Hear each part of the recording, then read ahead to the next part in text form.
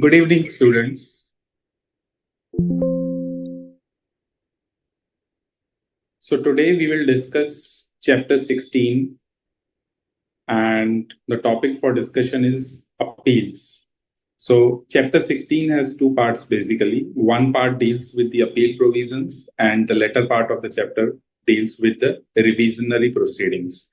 And we have dedicated 2 sessions on chapter 16, and therefore for the first part we will complete today, which primarily deals with the appeals, and towards the end of the session we will discuss certain question and answers and will deliberate on the queries that the participants might have. Please feel free to interrupt me wherever you feel that any topic or any concept needs to be discussed in detail, or wherever you feel that we are going a little faster. Feel free to stop me at that point of time. And as I always say, participate in these sessions as much as possible.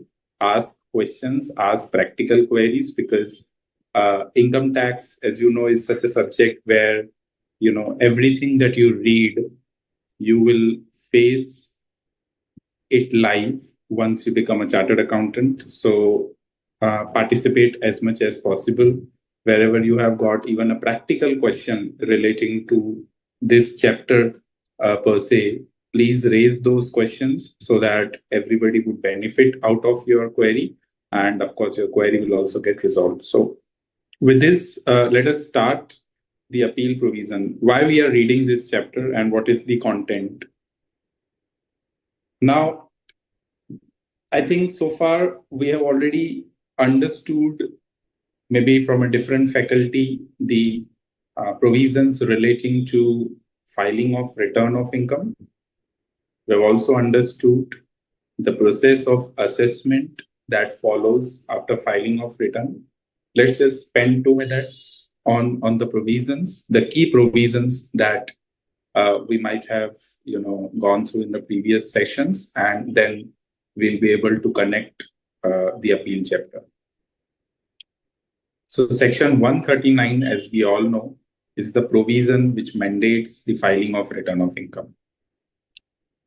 Once the return is filed by the assessee, whether it is an individual, company, AOP, BOI, or any body corporate or local authority, any trust, the return gets processed under section 143(1) under the normal circumstance, whether it is a revised return, a regular return, belated return, whatever it may be, that return gets processed for certain arithmetical accuracies or inaccuracies under section 143(1).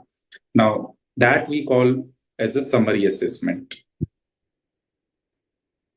Once the return is processed by the CPC, Central Processing Center,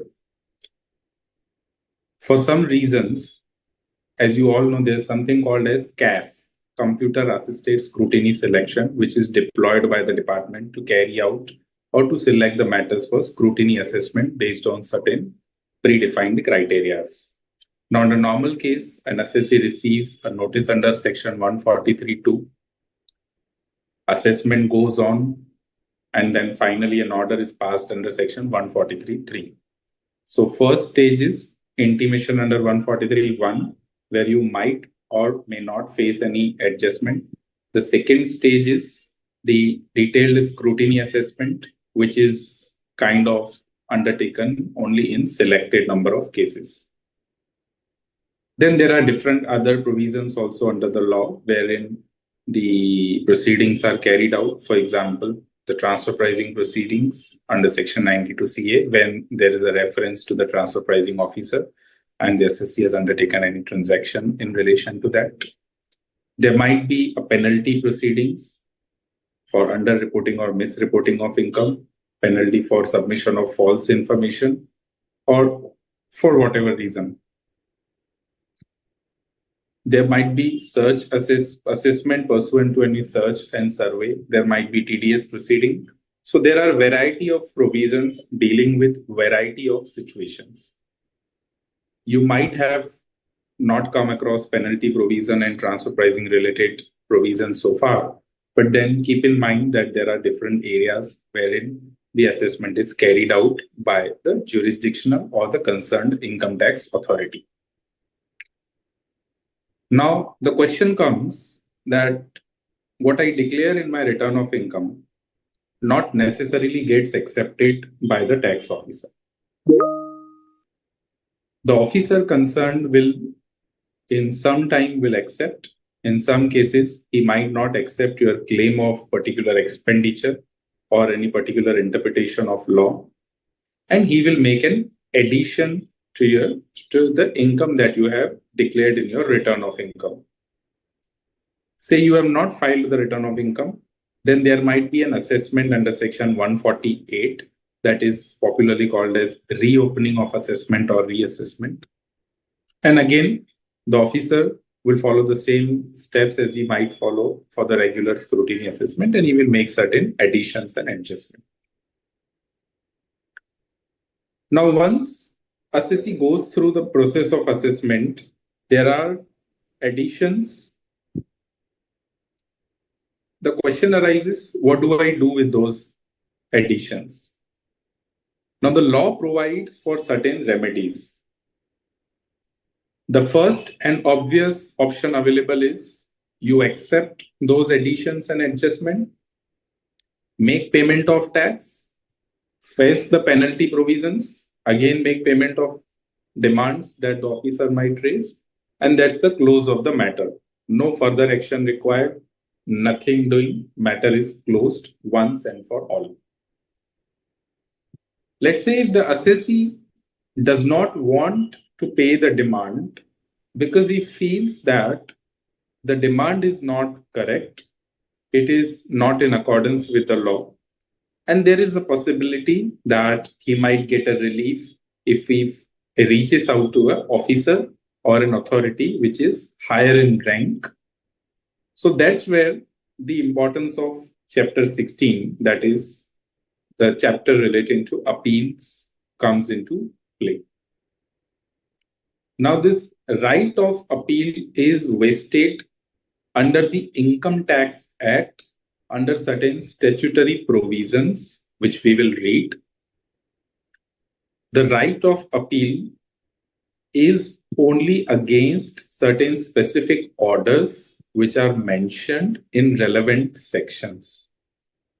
We cannot file an appeal against action of assessing officer or any action of assessing officer. It has to be only when certain conditions are satisfied. The action which is sought to be challenged before the appellate authority should be one which is prescribed under the relevant section. For example, section 246, 246 capital A, which deals with the appeal before the first appellate authority. It is only when you satisfy those things, then you can file an appeal before the appellate authority. Generally, the first appeal under the law is before the Joint Commissioner appeals for largely the matters which are specified in that section, or alternatively, it could be the Commissioner of Income Tax Appeals. Now, both are the first level appellate authorities created. Earlier, it was only Commissioner of Income Tax Appeals, but it was experienced that when the government introduced faceless assessment, where the assessment is carried out by the officer whom you do not know, he is not your jurisdictional or area specific officer. It is undertaken by somebody who might be sitting in Bangalore and you are in Bombay, or vice versa, or whatever. Then the government extended the scheme of faceless regime to CIT appeal as well. It was seen that the disposal rate of appeals after introduction of faceless scheme of appeal has drastically reduced.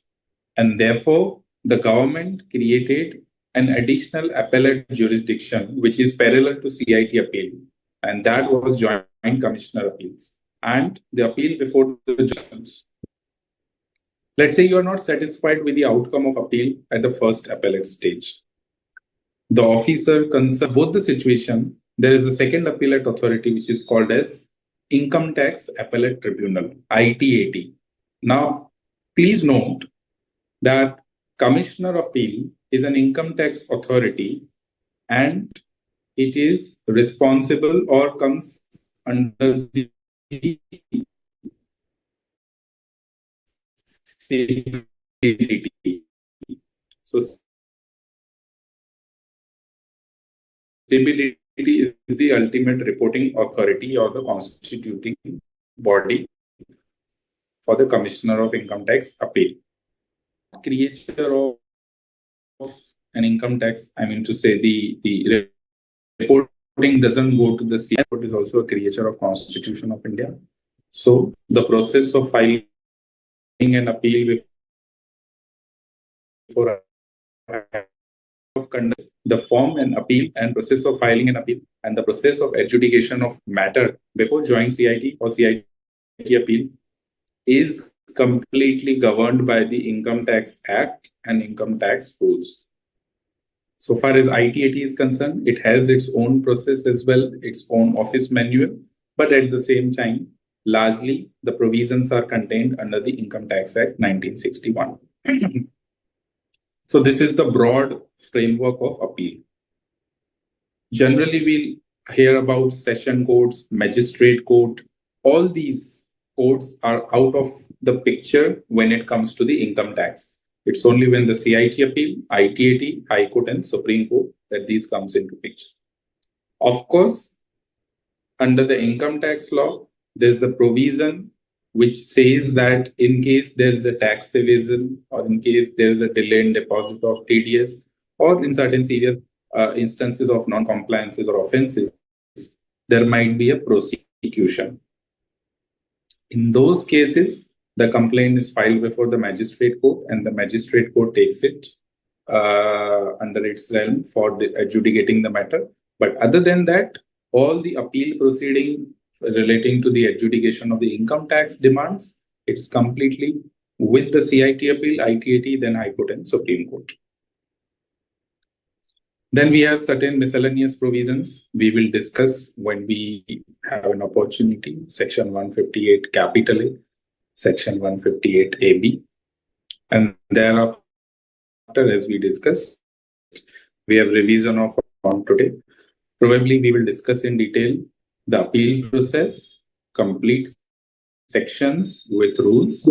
We will also discuss the monetary limits for filing appeal by the Income Tax Appellate Authority. And then if time permits, we'll touch upon the question and answer session.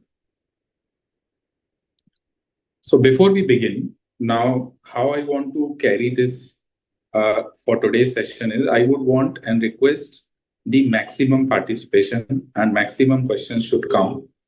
Let us try to read the provisions first. Against each new provision that we will be discussing, I will be pausing for a few seconds so that you read and then we take the discussion to the next level. Rather than me keep on talking and discussing from my side, I would want the readers to first read the provision, try to understand themselves, and then we also jointly discuss the provision. Just go through section 246, subsection 1.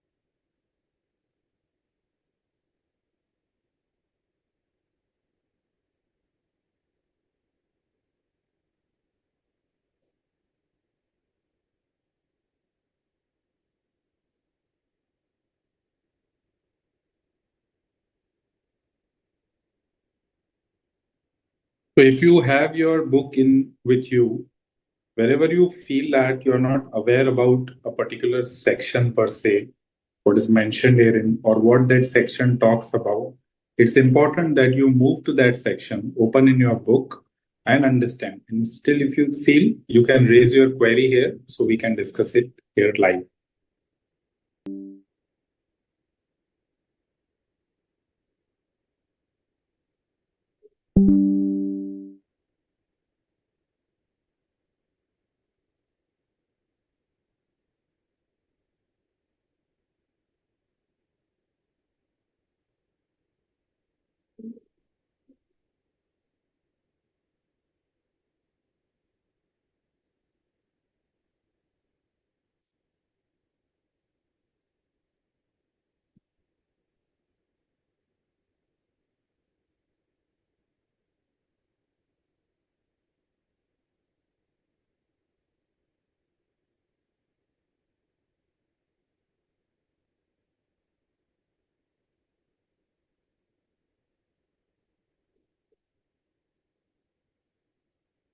All right. So now, as you might have gone through the provision broadly, what the section says, an assessee aggrieved by any of the following order of an assessing officer below the rank of joint commissioner may appeal to the joint commissioner appeal against an order being an intimation. So I'm not going to right now what kind of orders. So let's stick to the first para. Assessee aggrieved by any of the following orders. So the first condition is appeal can be filed only against the specific orders which are or which may have been passed by an assessing officer who should be below the rank of joint commissioner. And before whom shall I file? I shall file it before joint CIT appeals. So therefore, if an assessing officer who has passed the order is having a designation of joint commissioner, then irrespective of whether order is passed under 143.1, 143.3, 44, 47, doesn't matter. I cannot file an appeal before joint CIT appeal. Then I have to go to section 246 capital A. I have to file an appeal before the CIT appeal. Why this is so? It's very important to know. There is a commissioner appeals and there is a joint commissioner appeals. Both are first level appellate authority. Earlier, as I mentioned, all the appeals were filed before CIT appeals because there was no joint commissioner appeal. Then they identified the pendency of matters with the CIT appeal. So they said that, okay, for the small matters or where the officer passing the order is junior to middle level. For example, if it is an income tax officer, if it is an assistant commissioner, if it is a deputy commissioner, then for these categories where the ranking of the officer is below the joint commissioner, for those orders, the appeal shall lie before the joint commissioner appeals because hierarchy wise he is senior in rank. But the moment you see that the order is passed by the joint commissioner who happens to be the assessing officer for a particular case, then you can't file an appeal against that order before joint commissioner appeal. Why? Because as per law, both these authorities are having a parallel jurisdiction. The rights are parallel. Of course, one is doing assessment and another is doing appeal. Both are different function, but generally the appeal will always lie before an officer who is senior in rank. So therefore, this condition that if the appeal is to be filed before Joint Commissioner appeal, then it will only be possible when the person who has passed the order is having a designation which is below Joint Commissioner. What are the orders which are covered? The first one is order under 143.1, which is a summary assessment, where you want to object to any of the adjustment. Generally, CPC passes an intimation, as you know, and there, if you find any adjustment, you have two options. One, you can file a rectification application, and that rectification application is filed under 154, either with the CPC or with the assessing officer. Let's say if there is no apparent mistake or the rectification is not in your favor, it is disposed of against you, then you can file an appeal against that 154 read with 143.1 order before the joint CIT appeal. Apart from this, you can also file an appeal in relation to assessment order, which is under 143.3, 147. If an order is passed under section 201, which is in relation to TDS proceeding or TCS proceeding, that is 206 CA. If it is a matter of imposition of penalty under whatever section it may be, but the penalty order should have been passed under chapter 21. I mean, one of the provisions of chapter 21, the penalty has been levied, then you can file an appeal. An order under 154 means in relation to any of the rectification issues. So you can file an appeal before the CIT. Now this is important.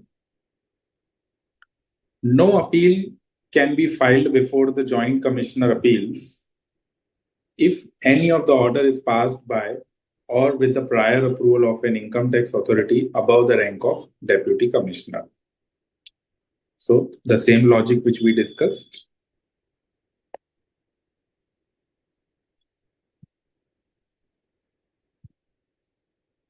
Now just read point 2, para 2, which we have discussed the logic why joint CIT and CIT appeal to jurisdiction. So this will clearly answer. And if you still have any query, please let me.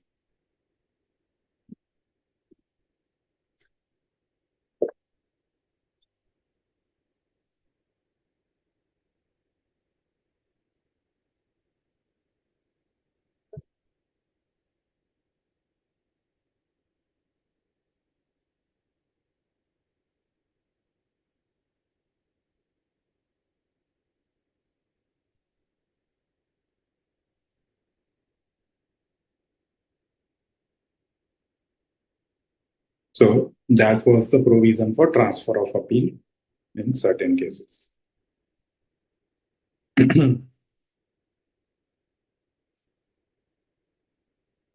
So section 246(3) is likewise section 246(2), which talks about transfer of appeal from Joint Commissioner appeal to the Commissioner appeal.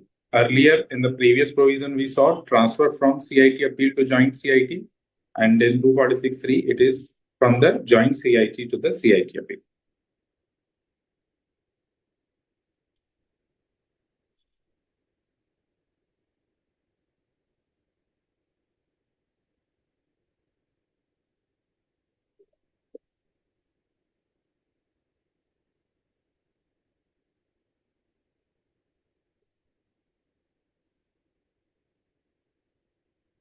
If anyone has handled any appeal proceedings during internship or already handling right now?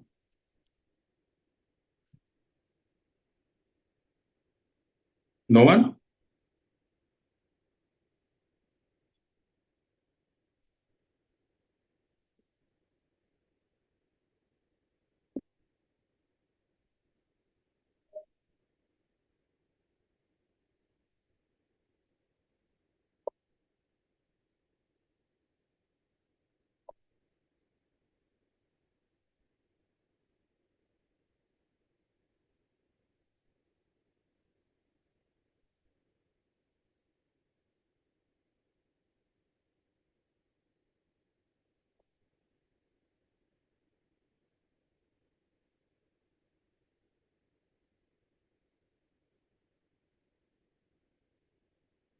Now let's discuss section 246, capital A, which deals with appeal before commissioner appeals and not the joint commissioner. 246, capital A.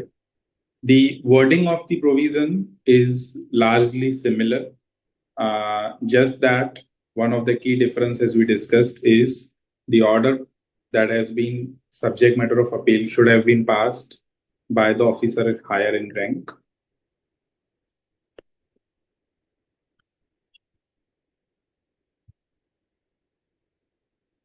So these are all the orders.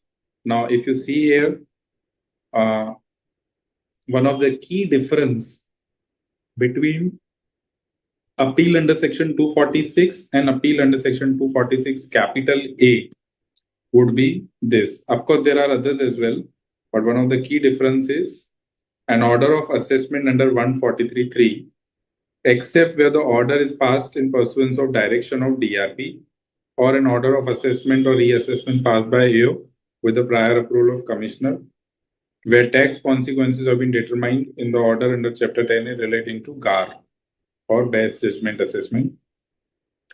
Now, what it means that if there is any order which is passed by the assessing officer under section 143.3, that against that the appeal will lie before joint CIT appeal or CIT appeal, as the case may be, based on the designation of that assessing officer.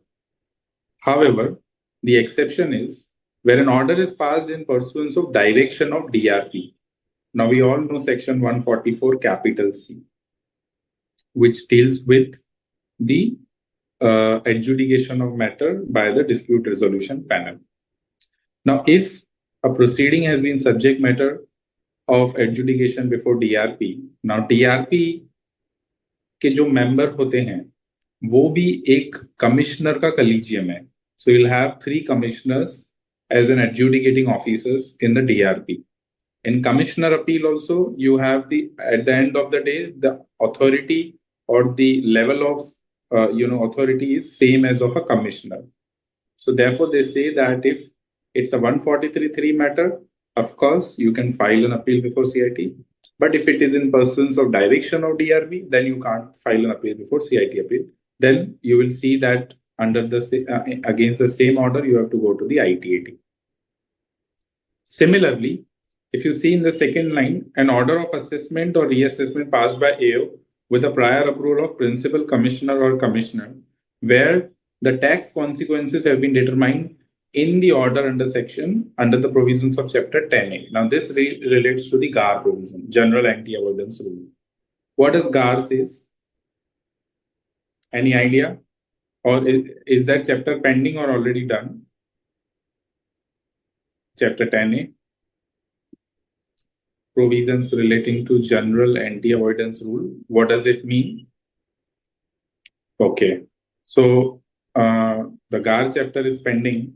But let me just give you a brief about this GAR so that you can relate it here. The government has introduced chapter 10A, which relates to General Anti-Avoidance Rule. Now, what it says simply is, if an assessee has entered into a transaction or an arrangement which is found to be an impermissible arrangement, violative of or which is going to, in a plain vanilla language, it leads to a situation where the assessee is found to have avoided his tax liability by smartly arranging his affairs. It is something which is not a tax planning. Now, as you know, tax planning is permissible. Tax evasion and tax avoidance is an impermissible. So if assessee has arranged his affairs in such a manner that he is avoiding his tax liability by not paying tax, or a transaction is a sham transaction, so subject to those criteria and situation, if it is found that it was an impermissible avoidance arrangement, then the officer concerned, subject to approval of a commissioner of income tax, has the power to disregard that transaction and recharacterize the transaction completely. So that is a brief about GAR, General Anti-Avoidance Rule. Wide powers have been given and a lot of conditions are there to be satisfied before one can invoke R. Now, if it is an assessment order which is passed based on a prior approval of a CIT, CIT meaning Commissioner of Income Tax, then against that assessment order, you cannot file an appeal before CIT appeal. Why? Because the authority passing the order is of course an AO, but it has been passed subject to approval of a CIT. So CIT, before granting the approval, he must have gone through the document, he must have given his confirmation, only then the order is passed. He must have approved the application or invocation of GAR rules, and therefore against the said order, you cannot file an appeal before CIT appeal because the jurisdiction is parallel and you have to go to the ICAI. Similar provision, no difference. If it's a 147, which is reassessment, you have to file an appeal before CIT appeal, except where an order is passed pursuant to direction of DRP or pursuant to direction of CIT or approval of CIT in relation to the GAR provisions. An order under section 92 CD modifying the total income of the relevant assessment year in accordance with the ALB determined as per APA entered into. So that relates to the transfer pricing. So APA is done. I mean, you all are familiar with the transfer pricing provisions. If that chapter is still pending, or are we okay with the transfer pricing? Because you'll find, okay, even the transfer pricing is pending. Fine. So that chapter, of course, will have multiple or probably a series of different sessions. So the transfer pricing provisions are, quite important, and someone else will take care of those chapters. But just to give a brief idea about it, income tax assessment is carried out by an assessing officer. There is a special wing of officers called transfer pricing officers. So if there's a transaction between two group companies, just to put it simply, two associated enterprises, and if it is an international transaction or a specific domestic transaction, then the assessing officer makes a reference of your assessment to the special officer called transfer pricing officer. Now the TPO will carry out an independent assessment, which is called as transfer pricing assessment, to see that the transaction between associated enterprise, group companies, or group entities are at arm's length. That means at market value. If he finds that there are certain areas where the assessee has manipulated the prices, he has shown less than ordinary profit, then he will make an adjustment to make it an ordinary level. Now, if he is making an adjustment, the order of transfer pricing officer, which is TPO, that will get merged with the order of assessing officer, and the assessing officer will pass the final order. Now, before that happens, the assessing officer will first issue a draft order. Against the draft order, you have an option to go to dispute resolution panel, or if you do not want to go to dispute resolution panel, you file an appeal before the CIT appeal. Or third option, you can accept the addition. Now, what this APA is basically, it's an arrangement between assessee and the CBDT. Assessee will file an application before CBDT well in advance saying that, hey, look, I'm going to enter into these transactions with my group companies. This is going to be my margin. Tell me, are you okay with this or not? If the CBDT is okay, assessee is okay, they are entering into an agreement. That agreement is called as an APA. In that agreement, all the things about intercompany transaction will be discussed in detail. The margins that you are going to declare, that will also be forming part of those APA numbers, and you are bound to comply with those provisions. APA can be forward for future years. It can also roll back to past years. Overall period can be 10 years, 5 previous year, 5 succeeding years. Now, if pursuant to an APA, you have to modify your return of income for the past year, and against that modified return of income, if you have to file an appeal pursuant to any order passed under 92 CD, then against that appeal, against that order, you can file an appeal before the CIT appeal. Then everything is normal. Rectification order under 163, 170, 171. So you can just go through, as I said, go through these provisions, Go through the relevant sections, try to understand what could be the action of assessing officer through which the assessee might get aggrieved, and accordingly file an appeal before CIJP. I will just pause here for a moment before going to the next topic of filing of appeal and form of appeal procedural aspect. If there are any query, please raise.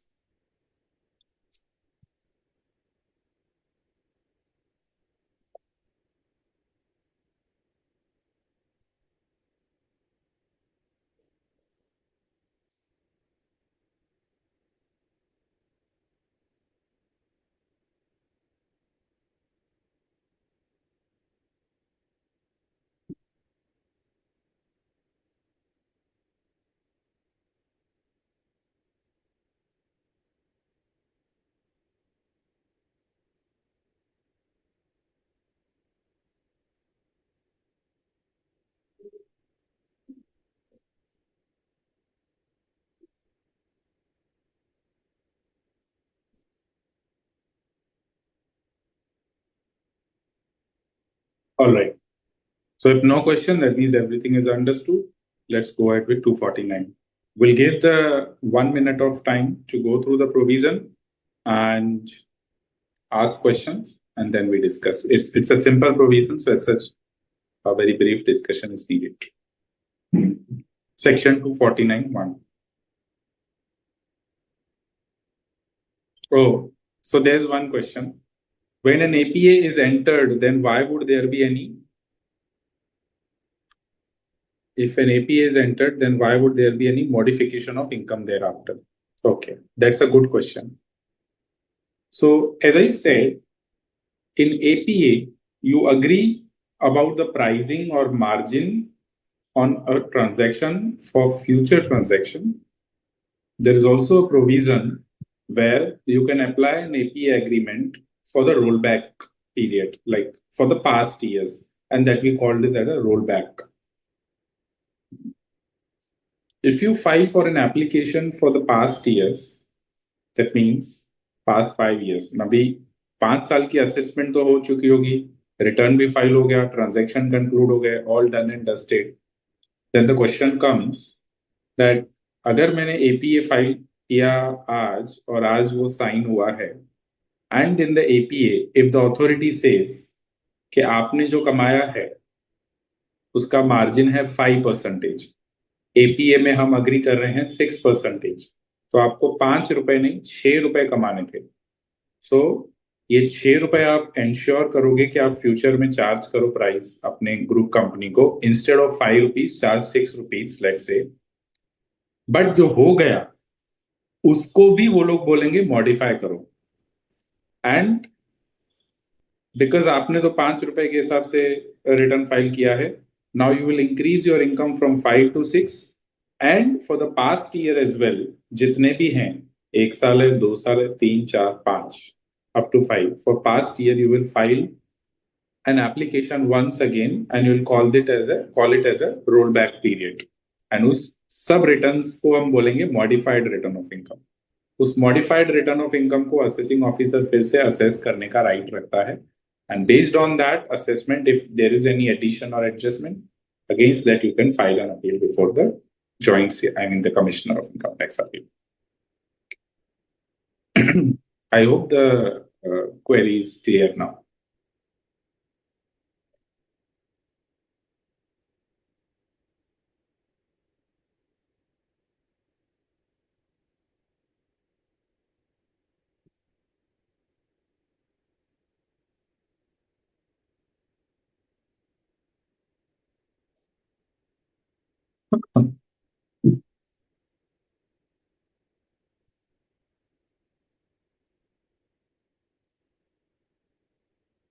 Now, every appeal is to be filed in prescribed form.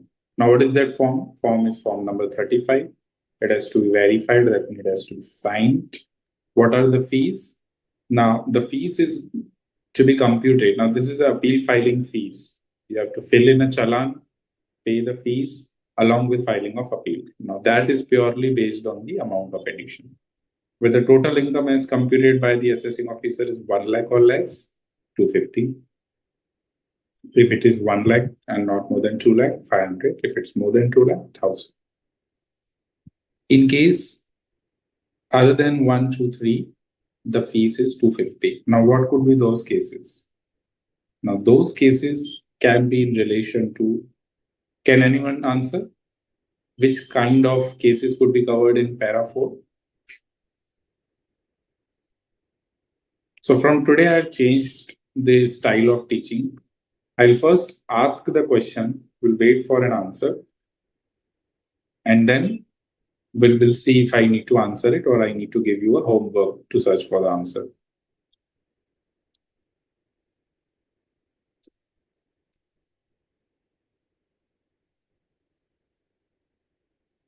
So can we keep it as a homework? You will have to search the answer and then probably in the next session, share the answers with me. Which cases will be covered in point 4 where I have to pay a fees of 250? Okay, all right. So I think Sanjay, you are saying we keep it next. Why don't you like to answer it now? It's very easy.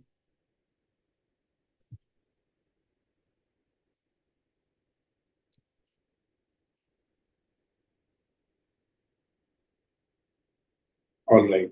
So let's keep it for next time. So that is the homework to all. You have to give me certain cases or situations wherein the fees prescribed in point 1, 2, 3 is not applicable and there's a blanket fee of 250 rupees. I'm not discussing the answer right now.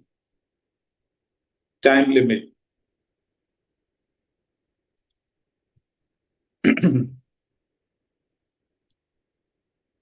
An appeal to Joint Commissioner appeal or to the Commissioner appeal against any order which is appealable is to be presented within 30 days. So very easy to remember.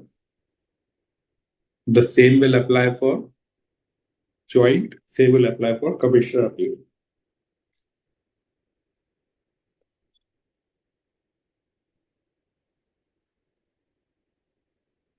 Now, from where do I count the 30 days?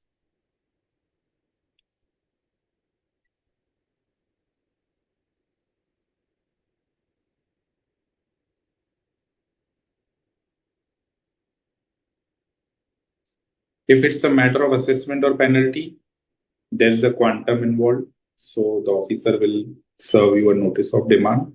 And in case of any other matter, date on which intimation of the order sought to be appealed against is served.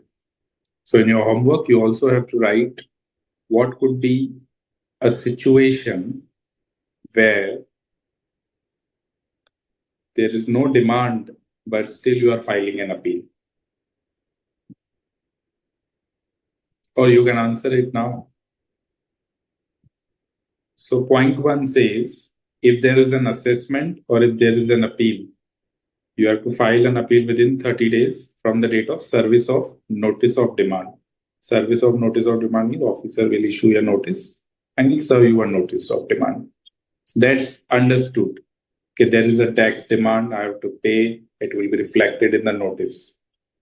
Why they are saying that date on which intimation of the order sought to be appealed against is served in any other case? What is the need and what kind of order are we talking about? Assessment and penalty both are covered in first link. Which other type of order could be there? Anyone want to give it a try? Or you can go through the kind of orders, the type of orders against which you can file an appeal. You can go through the previous section 246 capital A and 246, and then probably you'll be able to answer this.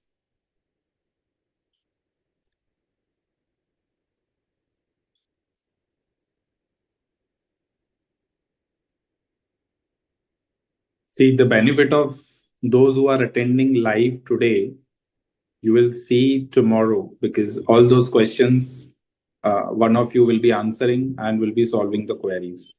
So those who are relying purely on the probably or not participating, they may lose the opportunity. What kind of orders? All right, so I'll wait. So is penalty chapter done? Penalty provisions under reporting of income, misreporting of income, or is it still pending?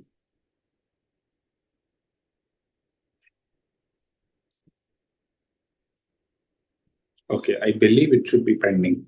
Anyway, so while counting the 30 days for filing an appeal relating to assessment or appeal,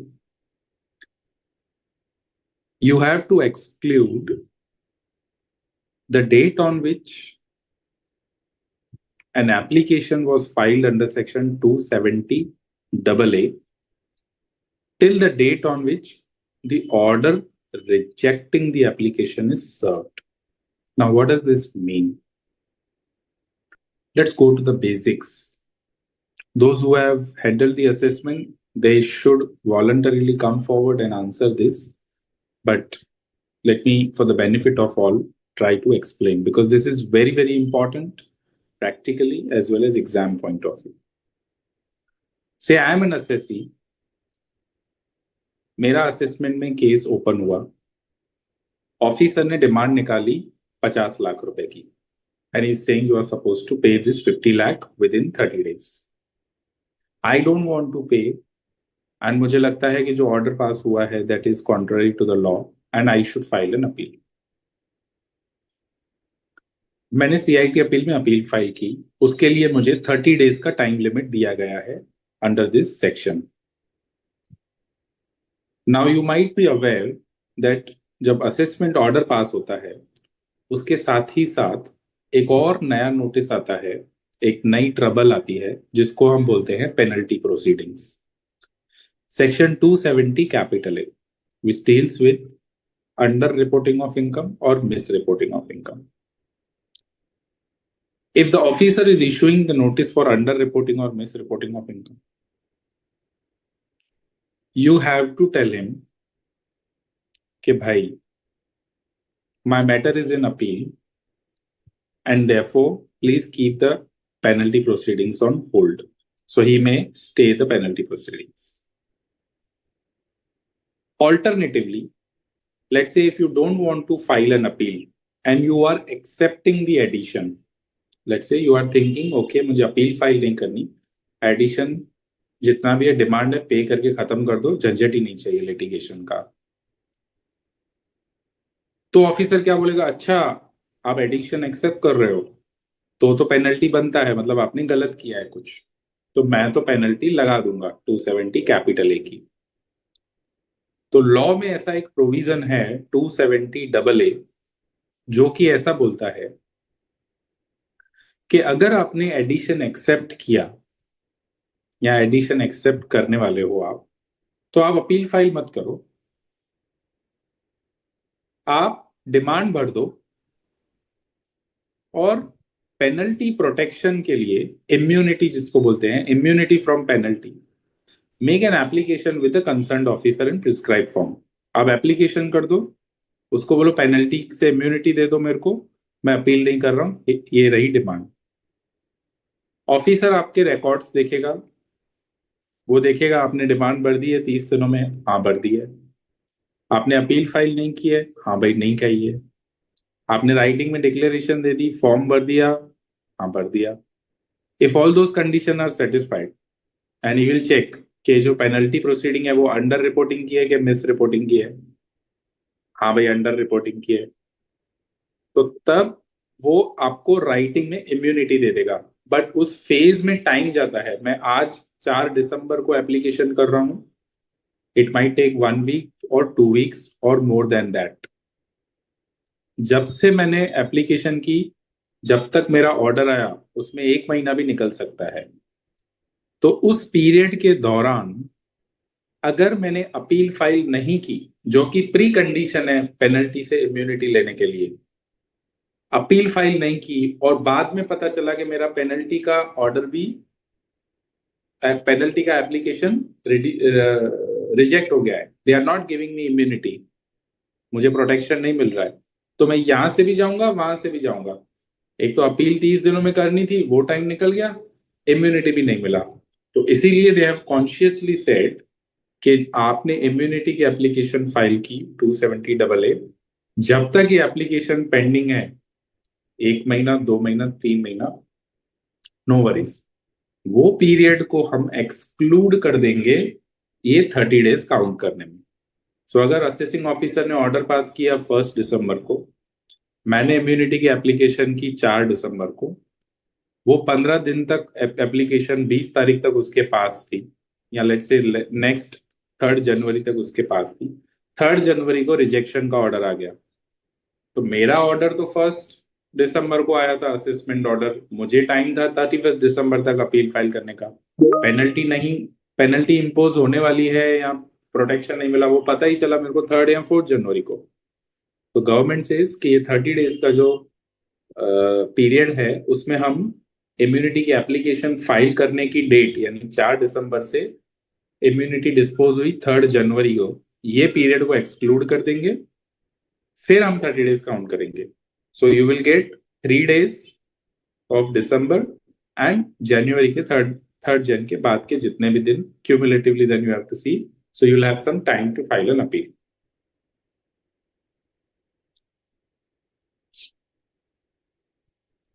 Then 249(4) is very simple to understand. Just go through it once.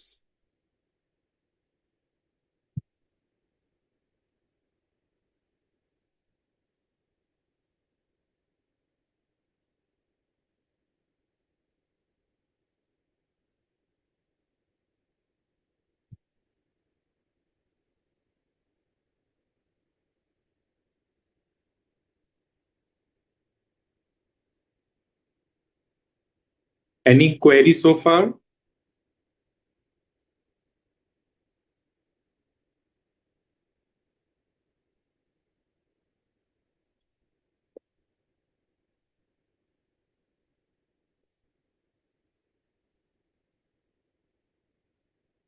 All right. So let's go to the next.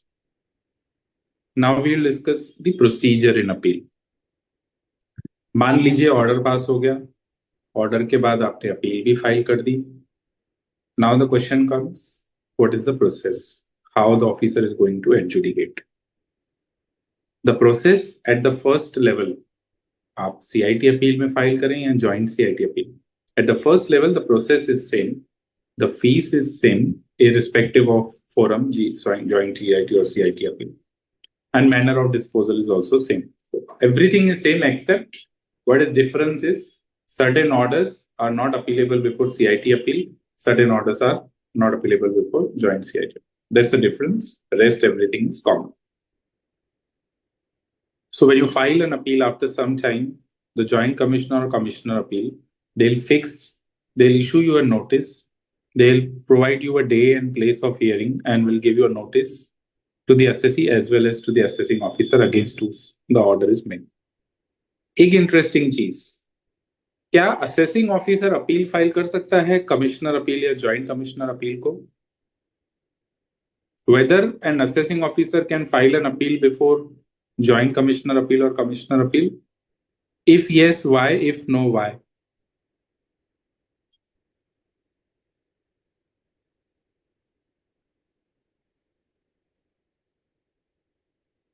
A very basic question. I think instant आना चाहिए answer. Whether, okay. So one answer is yes if lower in rank. Okay. Any other answer? I'm asking whether assessing officer can make an appeal or file an appeal before joint commissioner appeal or commissioner appeal. So one answer is yes. Any other answer? Anyone for no?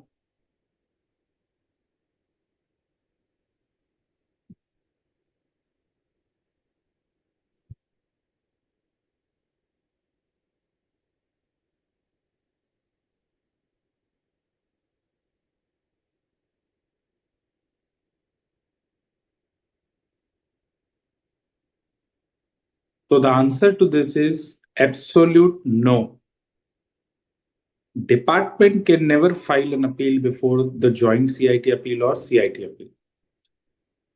And it's a logical thing कि पहला action लेने वाला ही department है, तो वो अपना action जो भी लेगा that is always going to be adverse for the assessee, not for the department. Appeal शुरू कहां से होती है? अपील शुरू होने का रीजन ही ये है कि कुछ गलत हुआ है जिसको असेसी एक्सेप्ट नहीं करता है।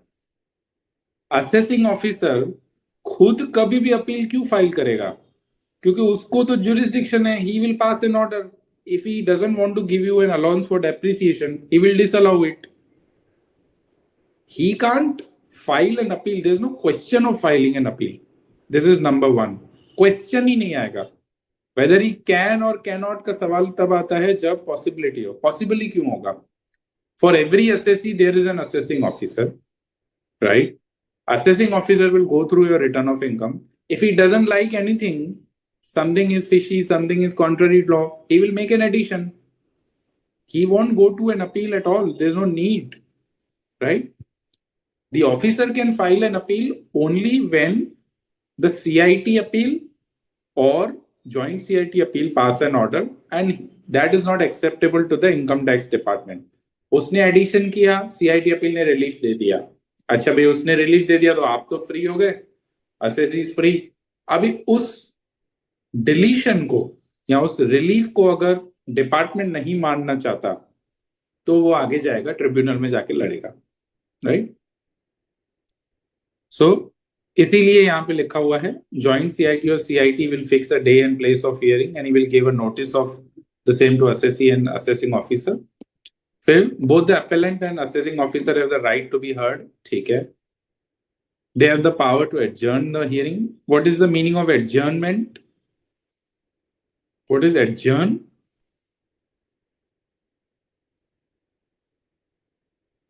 It sounds like a basic question to many, but we see a lot of people fail to answer. What is the meaning of adjourning the hearing?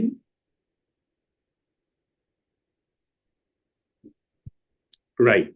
Taking to another future date.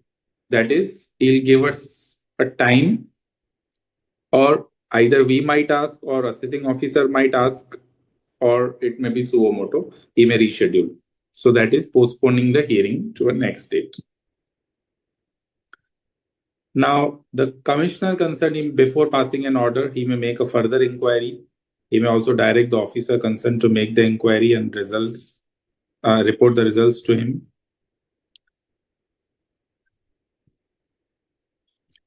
The CIT appeal may also, now I'm reading point 5, he may also allow the appellant to go into any grounds of appeal not specified previously if he satisfied that the omission was not willful or unreasonable.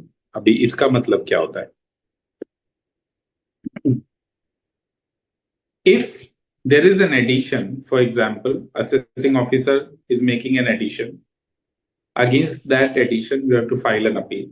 जब आप appeal file करेंगे तो उसके साथ दो चीजें जाती है apart from the appeal filing form which is form 35। एक जाता है स्टेटमेंट ऑफ फैक्ट्स, दूसरा जाता है grounds of appeal. In facts आप पूरा अपना फैक्ट बता देते हो कि मैं इंडिविजुअल हूं, मैं कंपनी हूं, मैं ये साल इनकॉर्पोरेट हुआ था, मैं ये रिटर्न फाइल किया, इस साल का रिटर्न फाइल किया, मेरी इनकम ये है, ऑफिसर ने नोटिस इशू किया, he asked me blah blah blah details, I submitted blah blah blah information, he made an addition, उस एडिशन का ये रीजन उसने दिया, मैं एक्सेप्ट नहीं करता हूं, this is fact. Then you will say in grounds of appeal जितने भी एडिशन हुए हैं उस हर एक एडिशन के आप ग्राउंड्स बनाएंगे and you will say in a very brief nutshell why you do not agree with an addition. Say for example, उसने depreciation disallow किया, so you will write the depreciation is allowable because you are satisfying so and so conditions. उसने depreciation disallow किया और साथ में आपको सुना भी नहीं क्यों disallow कर रहा है, तो आप लिखोगे ground number 2, depreciation disallowed without giving opportunity of hearing. उसने डेप्रिसिएशन डिसअलाउ कर दिया बट आपको शो कॉज नोटिस ही नहीं दिया, बिना नोटिस इशू किए ऑर्डर पास कर दिया, तो आप लिखोगे order is invalid because it is passed without issuance of show cause, that's a legal ground. So again each addition you will evaluate the scenario you will raise your grounds, then those grounds you will argue before CIT appeal. Now the question comes, if I have failed to raise any ground, how does the CIT appeal deal with it? Then the power has been vested with him that even if the appellant has not raised any ground previously, if the officer concerned is satisfied, he may allow that ground to be entertained. Rest of the points are very easy to understand. So we'll just pause here and we'll give you 2 minutes to read it.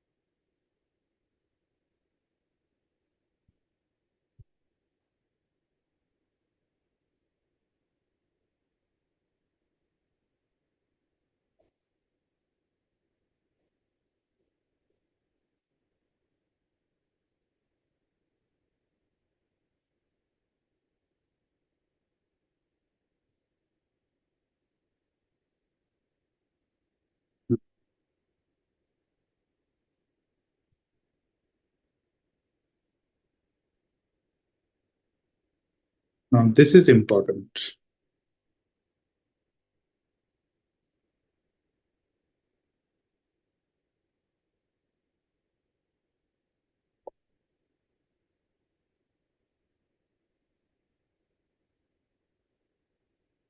Wherever possible. That means he has to dispose of the matter within 1 year, but wherever it is possible. So, for example, मैंने आज appeal file की, उसको next year दिसंबर तक dispose of करना है. If CIT appeal is not entertaining within 1 year, he's passing the order, let's say in 2028, 2029. Will that order be valid?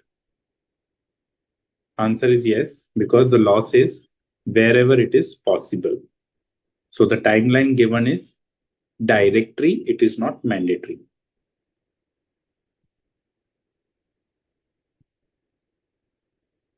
Now just go through this. This is a summary of, two things we missed out. One is speaking order. Now, what does the speaking order means? The order should speak for itself. That is, when I file an appeal, officer concerned will adjudicate. He will then decide whether a particular item, let's say same issue depreciation, allowable है कि नहीं है, but it has to be in speaking order. आपको जब question examination में पूछा जाएगा कोई भी, तो उसका आंसर आप सिर्फ येस और नो में नहीं दोगे. अगर येस दे रहे हो तो उसका पूरा reason with working you will attach. No दे रहे हो तो reason with working you will attach. यही चीज स्पीकिंग ऑर्डर, यही मतलब है स्पीकिंग ऑर्डर का, कि अगर वो रिलीफ दे रहा है तो रिलीफ देने का भी रीजनेबल ऑर्डर होना चाहिए, रीजंस रिकॉर्डेड होने चाहिए. अगर वो नेगेटिव ऑर्डर दे रहा है, he is disallowing the matter, then again he will have to pass a speaking order.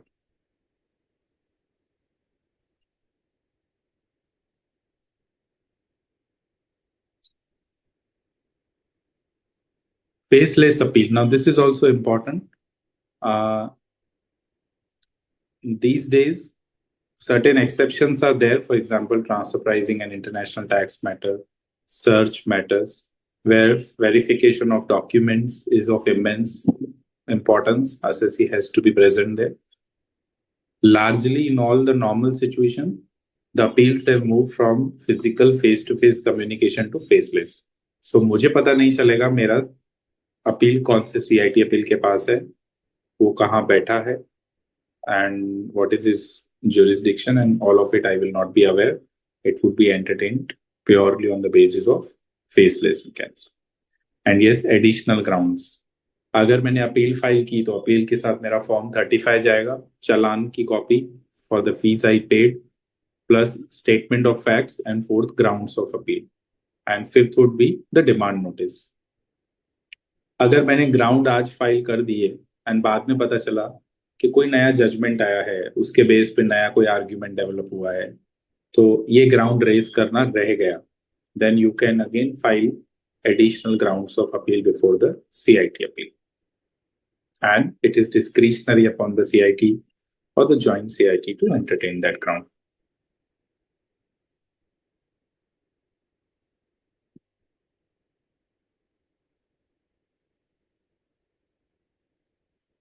What are the powers of CIT appeal?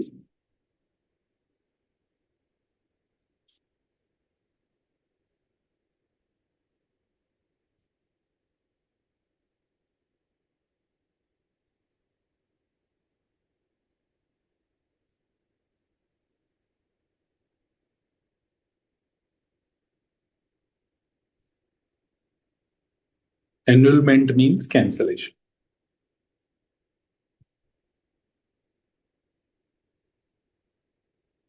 What is 144 assessment?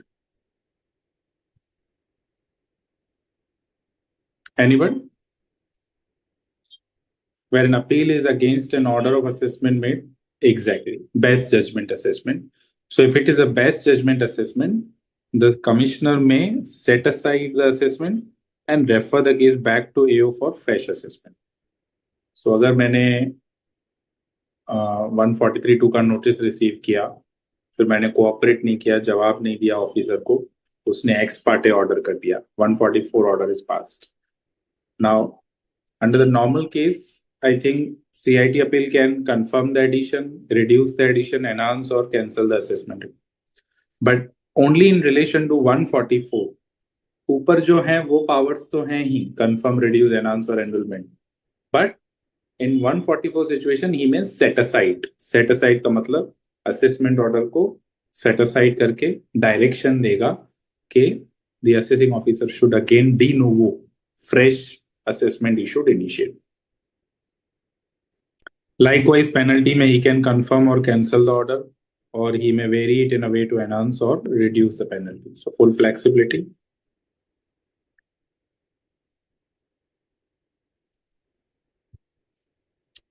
अगर कोई CIT अपील ऐसा एक्शन लेने वाले हैं which is adverse to the assessee or which is likely to result into increase in demand or increase in burden on the assessee, then that can be done only with the opportunity being given to the assessee for such enhancement or reduction.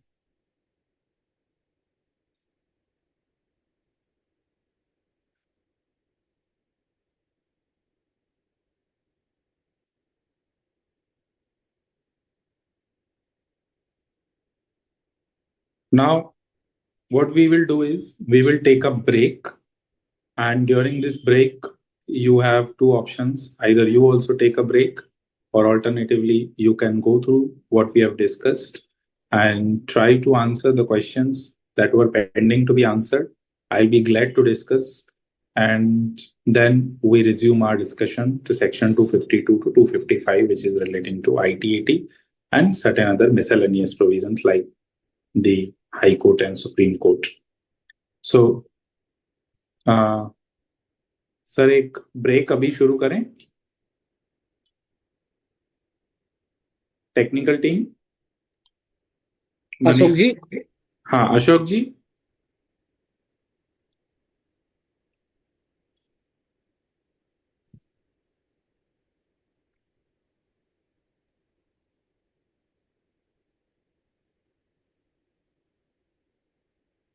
Ashok ji. Okay sir, मैं call कर देता हूँ उनको sir. Okay okay.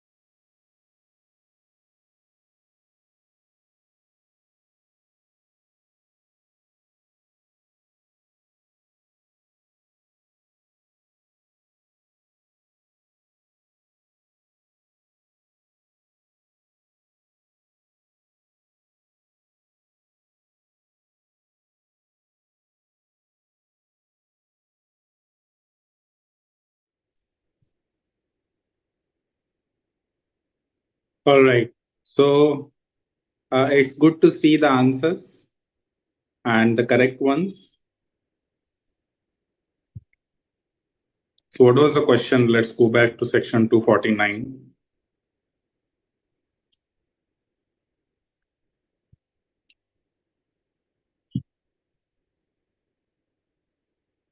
So in section 249.1, the provision talks about the form of appeal and the prescribed fees. And the question was, which kind of orders or situations are covered in last point 4, which is if you file an appeal, you have to pay a flat fee of 250 rupees. There is no threshold involved. And that is, as rightly mentioned by Sanjay, it is appeal against penalty order. And for time limit, it could be rectification order, TDS, TCS, related intimation. So that's true. And the answer is very well. So well done, Sanjay. So now let's go to our next topic, which is equally important, is an appeal relating to appeal before CIT appeal.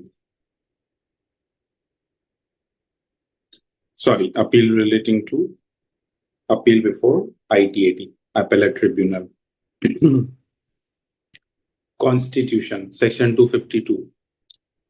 The central government shall constitute an appellate tribunal. Now, as I mentioned earlier when we were discussing CIT appeal का जो jurisdiction है, they are reporting to the CBDT. So CBDT creates this completely, kind of the jurisdiction, CIT appeal jurisdiction comes within the purview of CBDT. Whereas if you read section 252, it says the central government shall constitute an appellate tribunal. That means the tribunal is not created by or is not subject to any reporting requirements to the CBDT members. So the central government shall constitute a tribunal which will consist of judicial and accountant member. Now, in CIT appeal, there's always one appellate authority. So there may be hundreds and thousands of CIT appeals, the officers, but for each matter, there will only be a single officer who is going to listen to your matter and pass an order. There are never two officers sitting on the same matter exercising the same. Yes, it is possible कि एक ने matter सुना, फिर उसने order pass नहीं किया, the another officer passes an order and there is a change of hands. That is quite possible for whatever reason, because of transfer of case or because of transfer of CIT appeal. But so far as ITAT is concerned, the central government will nominate 2 members to listen to the matter or to adjudicate a matter, one of which will be a judicial member and one of which will be an accountant member. अगर qualification की बात करें तो judicial member is usually the one who is a bachelor of law and accounting member की बात करें तो generally the chartered accountants are eligible to be appointed as a accountant member and you will find this in most of the cases in general, but apart from this there are other cases as well, whereas the departmental officer may also be appointed as an accountant member or judicial member, as the case may be, or somebody external to these can also be appointed. Now, obviously, the next question comes, when can I go to ITAT, against which orders? So this is the list of orders. Just let's go through it simultaneously. The first one is under section 115 VJC, if the order is passed under 115 VZC by an assessing officer, which relates to tonnage tax scheme. So you will understand in detail when you go through this provision. I'm not taking much of your time. We'll discuss mostly about certain specific and commonly prevalent cases where you go to ITT. So just have a look, read line by line, and so we discuss.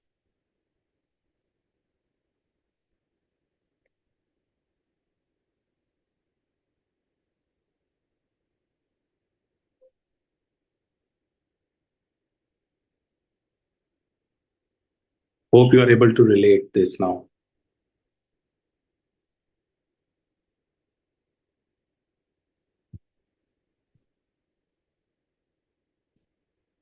So if an order is passed under 143.3, which is regular scrutiny assessment, or 147, which is your reassessment, you can go to ITAT provided the order is passed by an AO pursuant to direction of DRP. That means there might be some transfer pricing issue involved, or assessee might be a foreign company. So in those cases, you go to ITAT directly. Why? Because DRP is nothing but the commissioner. So order passed by the commissioner or pursuant to direction of commissioner cannot be appealed against CIT appeal, even otherwise also, because both are having parallel authority. So it goes directly to ITAT. And there is an exclusion given in CIT appeal section. If it is a 154 matter, now 154, as you know, it's a rectification. And in case of rectification also, but the condition is in respect of such order. Now, such order means what? Such order means an order again passed pursuant to direction of DRP.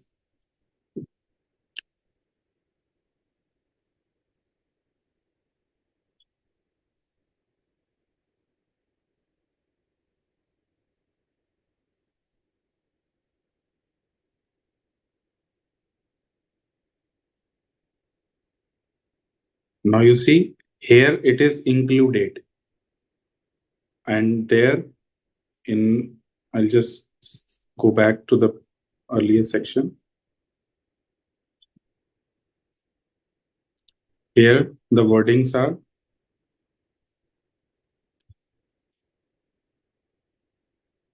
if you see, except, that means against those orders you have to file an appeal before ITAT. Likewise, here also, this is very important. Order of assessment under 143.3, except where order is passed by DRP or where the order is passed in consequence of directions of CIT under chapter or approval of CIT under chapter 10, which relates to GAR. Likewise here, whereas in ITAT, it says order passed by AO in pursuance of direction of DRP or order passed under 154 in respect of such order. And second, an order of assessment passed by you with the approval of principal commissioner or commissioner as referred to in 144 BA, where tax consequences have been determined under the provisions of chapter 10A relating to general anti-avoidance rules, right?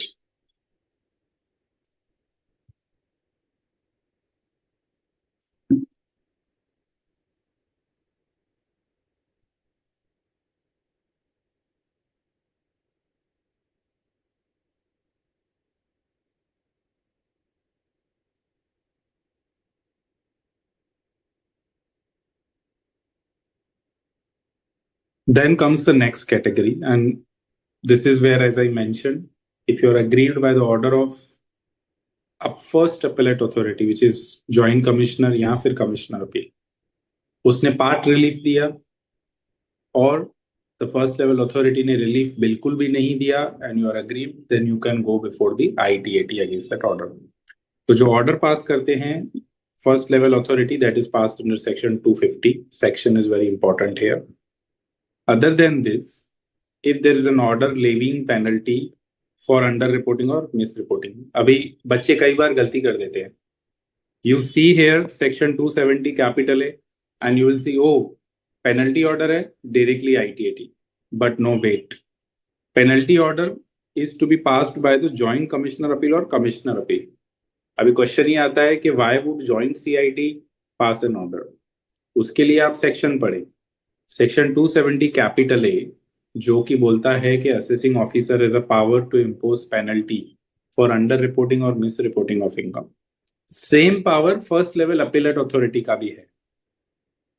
तो अगर आपने for example depreciation का issue है, आप assessing officer के पास गए, assessing officer ने ऑर्डर पास किया, डेप्रिसिएशन का इशू आपके अगेंस्ट है, आप सीआईटी अपील में गए, सीआईटी अपील ने फैक्ट्स देखे और फैक्ट्स देखने के बाद ये पता लगा कि भाई इसके अलावा एडिशनल भी चीजें चाहिए थी और इसके अलावा और भी इश्यूज हैं जो एडजुडिकेट होने थे बट वो एओ ने नहीं किए, वो डिसअलाउंस भी करने चाहिए. तो हमने देखा सीआईटी अपील का पावर है, power to enhance.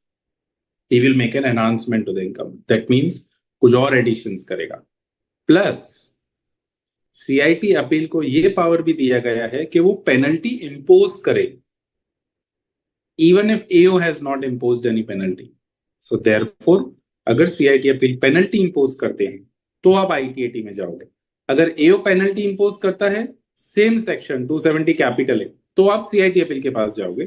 CIT appeal को भी पावर दिया गया है, इसीलिए आप सीआईटी अपील के पेनल्टी के सामने सीआईटी अपील के पास अपील नहीं फाइल कर सकते। You have to go to ITAT. So that is the logic. So any of these penalty orders which are passed by the CIT appeal are appealable before the, and likewise 154 mistake सिर्फ एओ करे जरूरी नहीं है, CIT appeal भी mistake कर सकते हैं. If the order of CIT appeal is having any apparent mistake, आप रेक्टिफिकेशन फाइल करोगे. उस रेक्टिफिकेशन को करेक्ट करने के लिए CIT appeal pass an order under 154, उसके सामने आप आईटीएटी में जा सकते हो. अभी ये बात हुई हमारे असेसमेंट के रिलेटेड, टीआरपी वाला मैटर, गार वाले matter, penalty related matter. Now we'll talk about certain specific cases. 12AA और 12AB order refusing to grant you an approval और cancelling an approval which is already granted. 12AA relates to charitable trust or association or institutions, those who undertake charitable activity. If they apply 85% of their receipts or income for charitable cause, then they get an exemption under section 12A. But in order to claim an exemption or deduction, they will first have to seek an approval from the commissioner.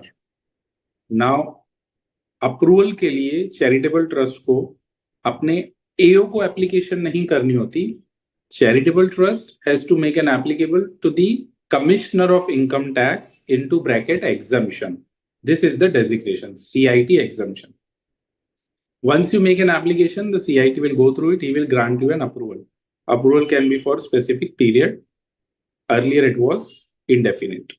Now, once you get an approval, fine.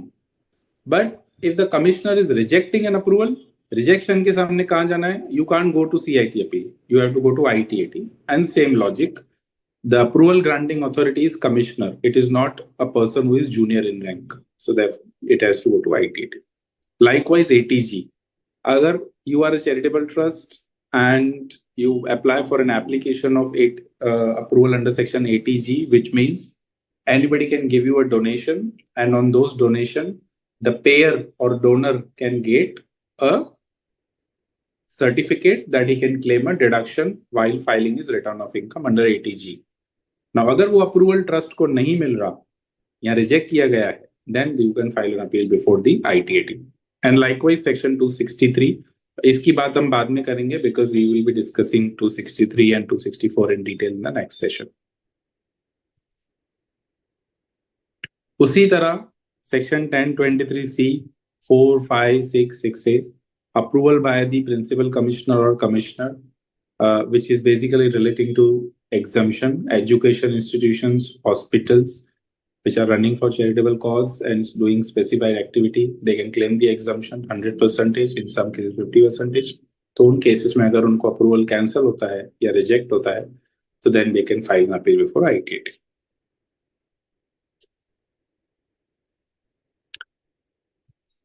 Time limit for filing an appeal or memorandum of cross objection.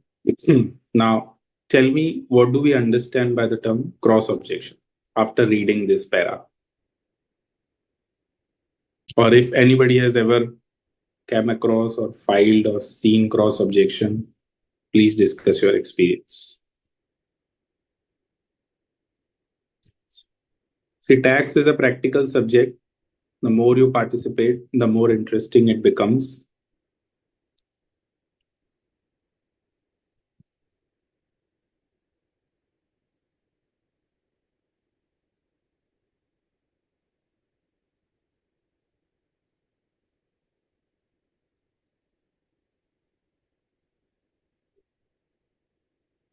So, after reading this para, let me know what do you understand by the term cross objections.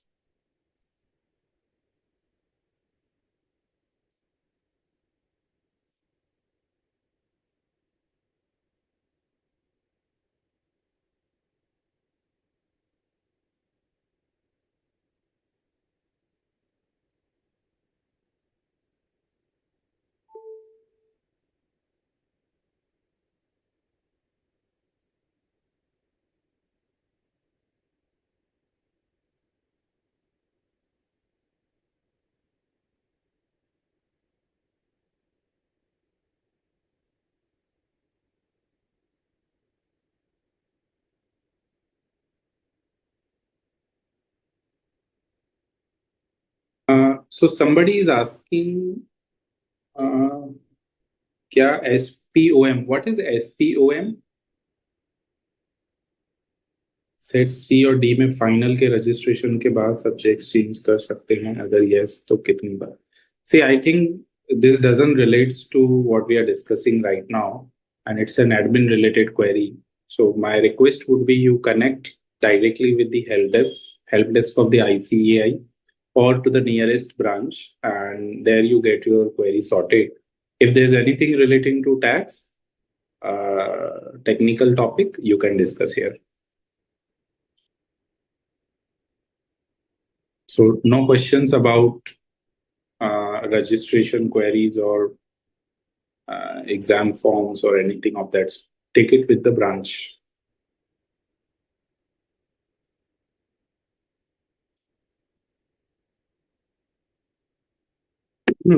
Yes, Bacho. So what do we mean by the term cross objection? You should be knowing it.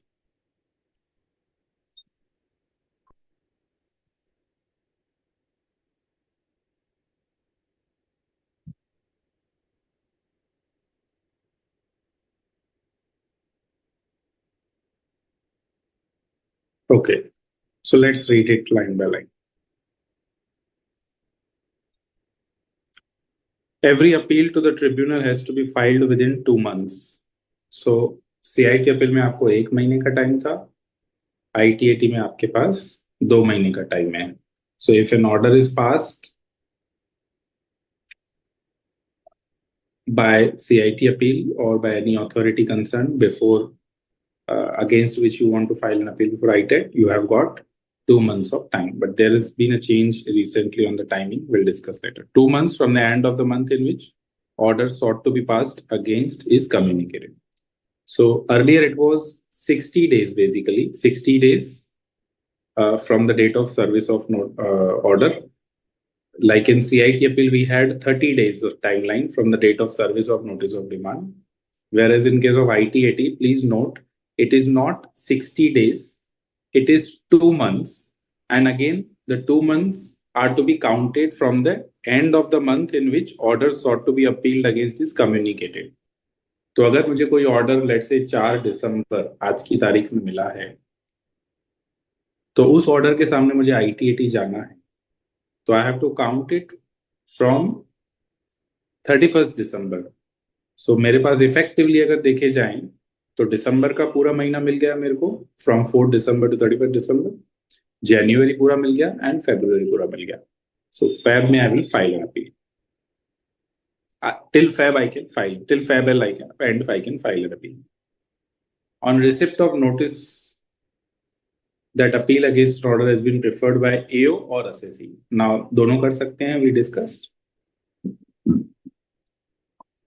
Either the assessee or the other party, they can file a memorandum of cross objection. So that means, let's assume CIT appeal has given an order which is completely favorable to the assessee. सब deletion, सारे additions को delete कर डाला. So you get a complete relief at the first level. तो appeal कौन करेगा? Appeal will be filed by the department. If the order is completely against you, then appeal will be filed by the assessee. If the order is 50-50, partly against you, partly against department, then both can file an appeal in respect of issues against which they are aggrieved. Now, there is a concept of cross objection, which means that within 30 days of filing of appeal by another party, by an assessee, department can file a cross objection. And likewise, if an appeal is filed by department, assessee can also file a cross objection. Cross objection means he will put his point of view, his grounds of appeal, and his contentions, and then he will also reserve a right to represent his matter before the ITAT. So cross objection is like not agreeing with the department, and department के लिए not agreeing with the assessee, so both party can file the cross objection.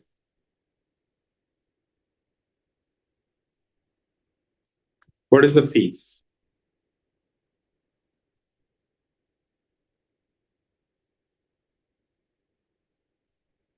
The maximum fee is 10,000 rupees.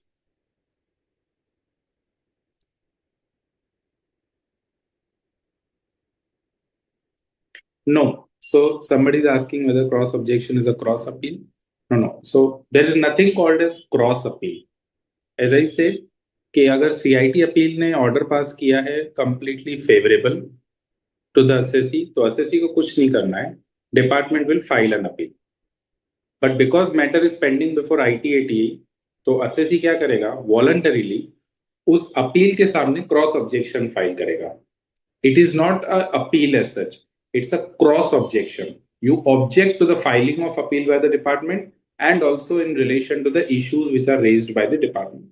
And vice versa. Department can also file a cross objection in all the scenarios, whether it is favorable order, whether it is partly favorable order.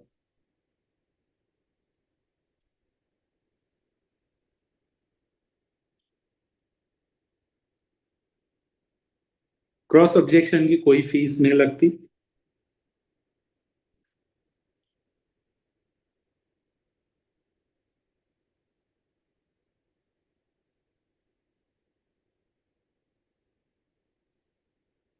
So this is section 253, 8, 9, and 10.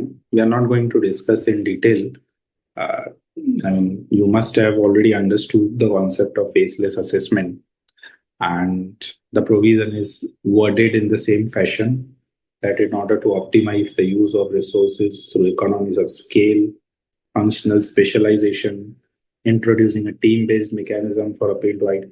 Now, this provision, enabling provision is in force, but still till this moment, there is nothing called as faceless adjudication of appeal by ITAT. Income tax assessment faceless हो चुका, CIT appeal faceless हो चुका, ITAT is still functioning the way it was functioning.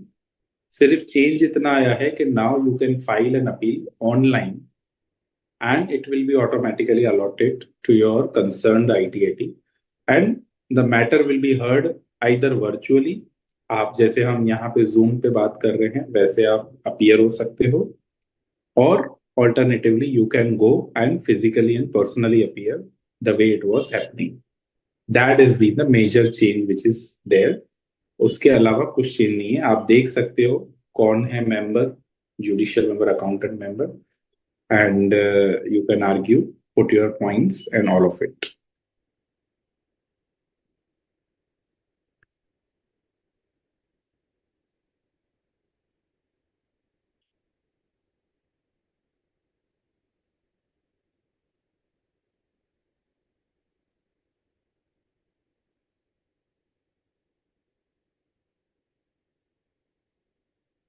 So there's one, you know, statement which is frequently used.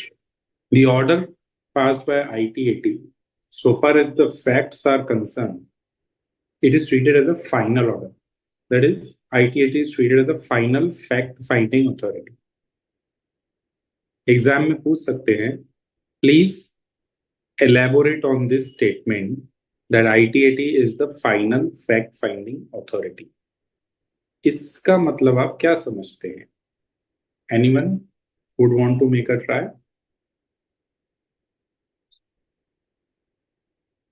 ITAT. Should I repeat the question or everybody is familiar? I mean, everybody understood the question?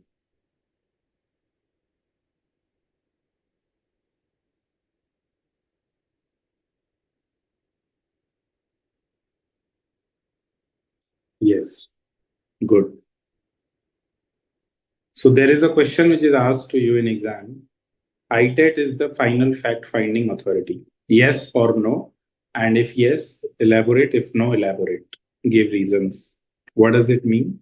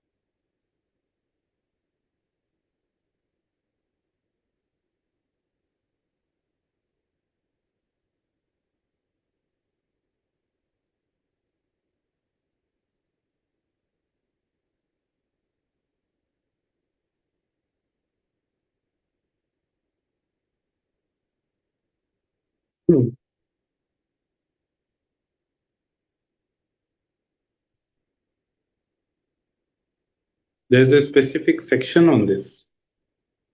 The law itself says. आपको इस पे elaboration अगर करना है, what will you write?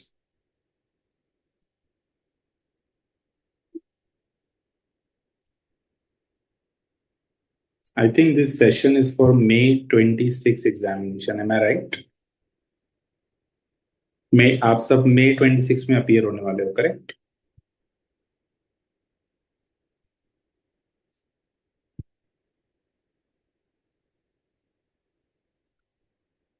So, in any litigation, there are two perspectives or two areas.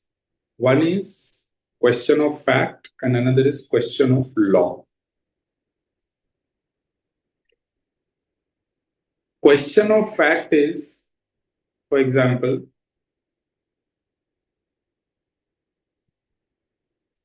okay, somebody has attempted, let me see.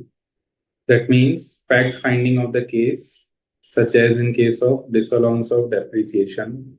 What depreciation was there, what depreciation is disallowed, and why? I think the answer is incomplete, but good attempt. Let's discuss in the context of depreciation. Basics, section 32.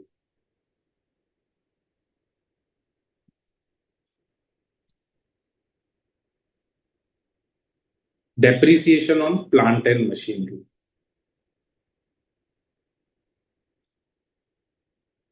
If I buy a mobile phone,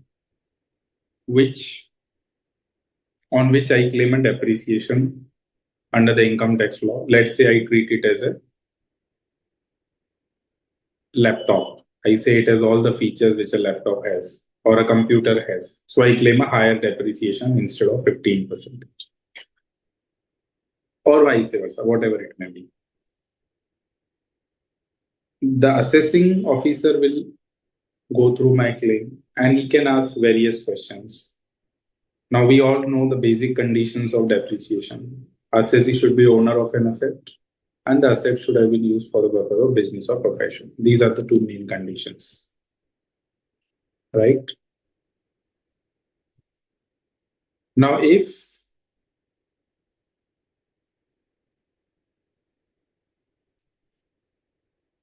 the question relates to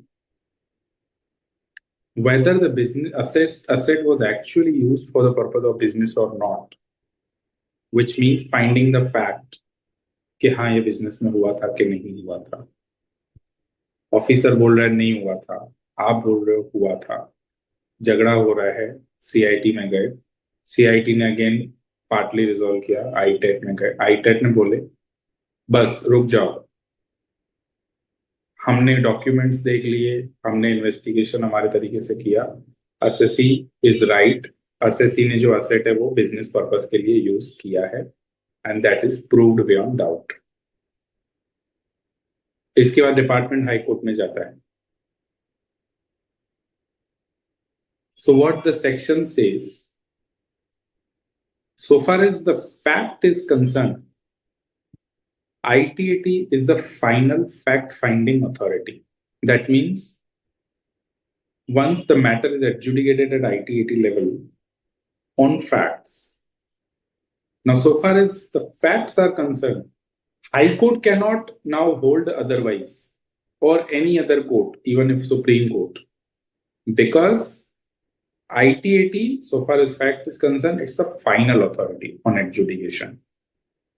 Yes, if you have the questions on the legality, eligibility of an assessee to claim the depreciation. For example, if I'm taking an asset on lease, or let's say finance lease, I'm substantially the owner of that asset, because till the time the asset is completely becoming useless, I'm going to use it till the end of its life, and I'll pay the lease charges to the owner of the property. The owner is legal, I am a beneficial owner, substantive owner. Then the question comes whether I'm eligible, not eligible, whether a finance lease operator can claim a depreciation. So all those questions talk about the legality. So question of law can be adjudicated at CIT appeal level, ITAT level, High Court level, Supreme Court level. From ITAT, you can go to High Court if it has a question of law.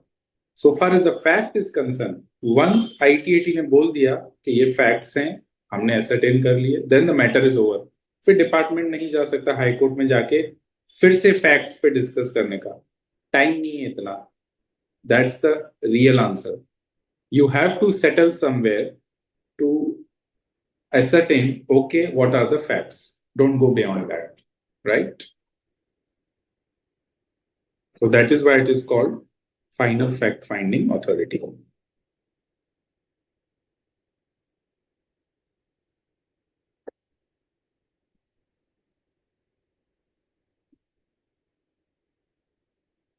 So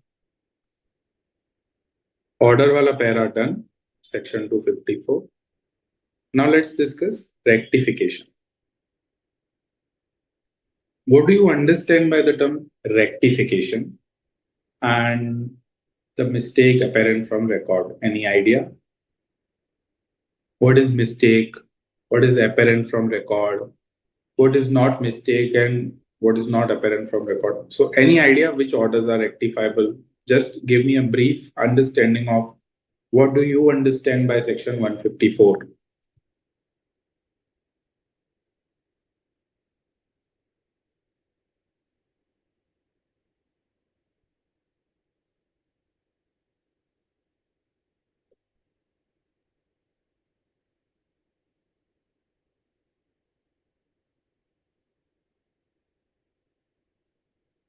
Okay, so one answer is it's a mistake which is apparent from record, that is, it can be proved beyond doubt.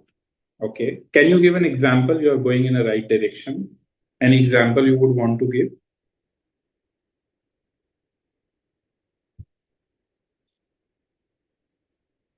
Then what is that mistake which cannot be proved beyond doubt? Try to give an example so that you have 100% clarity.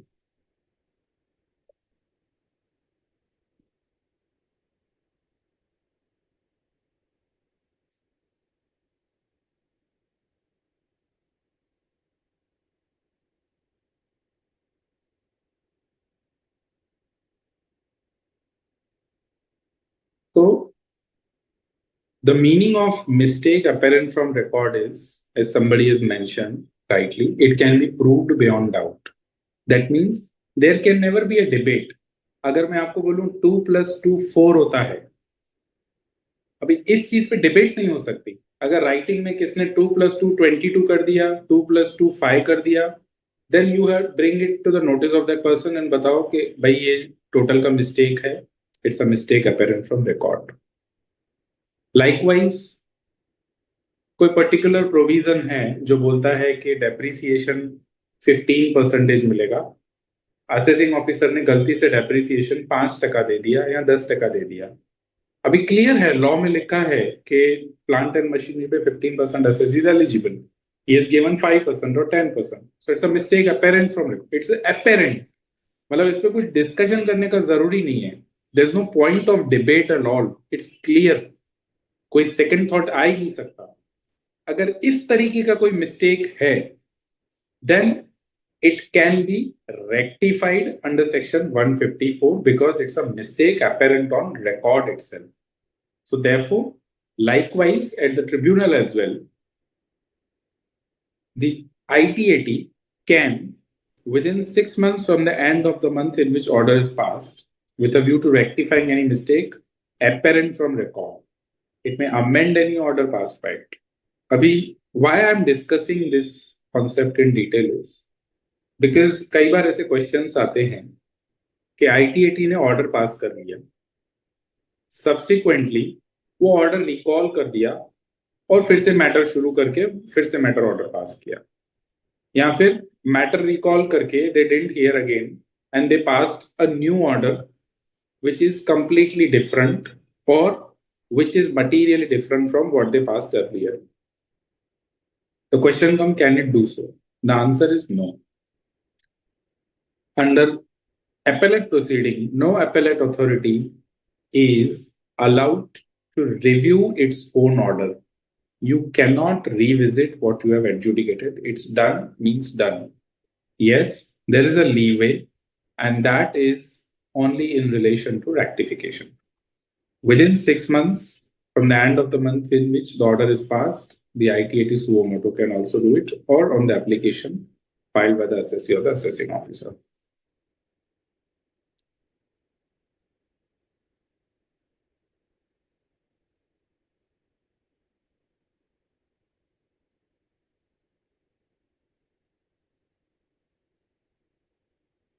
Now, by what time the ITAT is supposed to adjudicate and pass its order?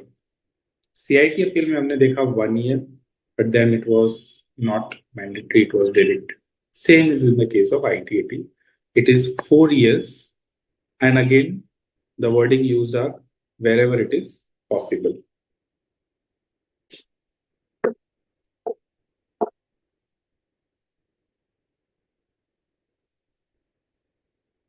So that means अगर आपने आज appeal file की, अगले 4 सालों में ITAT order pass कर देगी. But that is a directory timeline. It is not a mandatory timeline. Within a period of 4 years from the end of the year in which the appeal is filed. अब question ये आता है कि भाई, I think you will discuss stay matter separately, but let's touch upon it briefly here. There's a circular of department कि जब assessing officer order pass करता है एंड असेसी अपील में जाता है CIT अपील के पास, then ideally I have to deposit the tax which is disputed, but then I also have a right to seek a stay on complete demand. Stay on demand. Stay on demand means let the authority pass a stay order saying that the demand is stayed till the matter is pending before higher authority.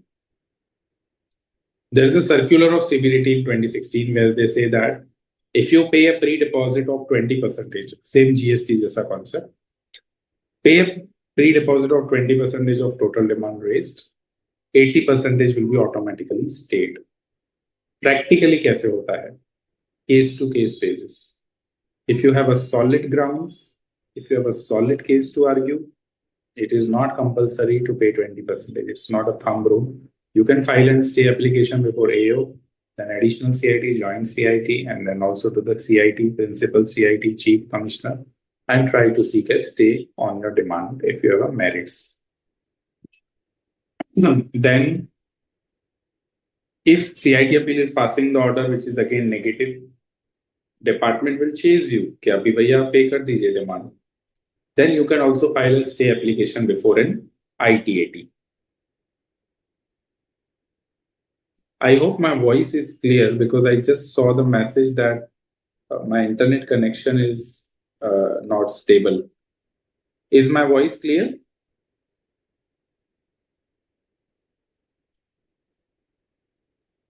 Okay, thank you. So, under section 254, subsection 2A, the tribunal can grant the stay of demand of tax where the assessee makes an application. The stay can be granted initially up to 180 days from the date of granting such stay, subject to the condition that assessee is depositing at least 20% of the amount of tax, interest, pre-penalty, or any other sum payable under the provision of this act, or he can furnish the security of equal amount in respect thereof.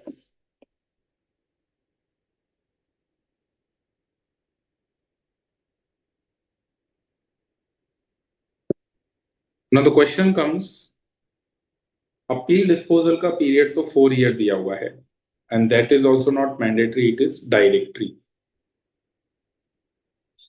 अगर वो appeal dispose of नहीं होती within 180 days, तो can it grant an extension? तो वो भी पढ़ लेते हैं. Law says no extension. Tribunal is not going to allow the extension. No extension shall be granted by the tribunal where the appeal is not disposed of within the period of stay. But wait, there is an exception. अगर SSC ने application किया and उसमें लिखा कि भाई मैंने तो सारी कंडीशन सेटिस्फाई की है, 20% भी भरा हुआ है, एंड ट्रिब्यूनल इज सेटिस्फाइड कि 180 दिन में अपील डिस्पोज ऑफ नहीं हुई, बट उसमें एसएससी की कोई गलती नहीं है, हम ही कुछ मैटर्स में उलझे हुए थे, या फिर डिपार्टमेंट ने बार बार एडजॉर्नमेंट लिया है, और for whatever reason COVID आ गया, whatever reason, the appeal is still pending with the department. तो SSC, why should SSC suffer? And that is logical, and therefore the SSC can be granted. Again, I'm saying can be, not mandatory. Mandatory. An additional period, and that in aggregate cannot exceed 365 days. So that means 1 year. अभी question ये आएगा कि 365 days में भी नहीं हुआ appeal dispose of, तो क्या? Then the law says the appeal shall stand vacated after the expiry of such period, even if the delay in disposing of the appeal is not attributable to the SSC. अभी इसी के related, इसी provision के related एक wonderful decision है Supreme Court का in Pepsi Foods, that we will discuss at right point of time, where it has been adjudicated whether this provision is valid or not.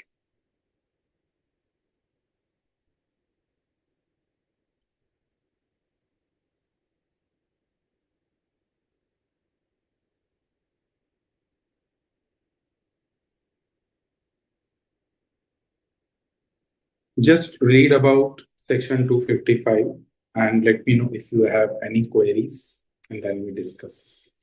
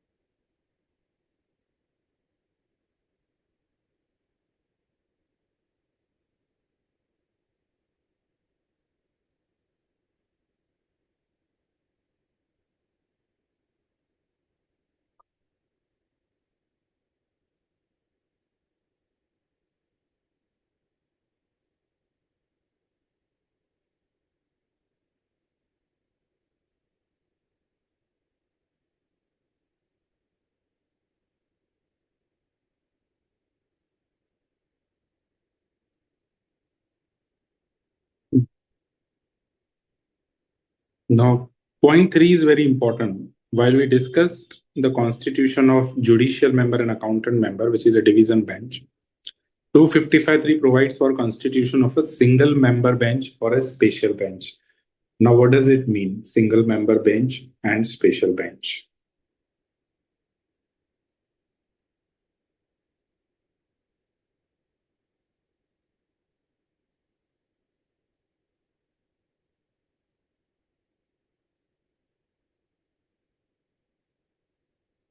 Is my voice clear? I'm sorry asking, because I see some echo coming in when I talk.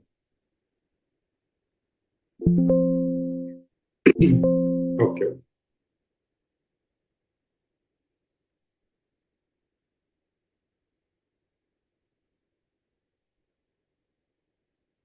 So single member bench, SMC bench, as it is called. The purpose of a single member bench is to adjudicate the small matters. Now, 255(3) provides that president or any other member of the tribunal authorized by the government may dispose of any case which pertains to an assessee whose total income as computed by AO doesn't exceed 50 lakh rupees.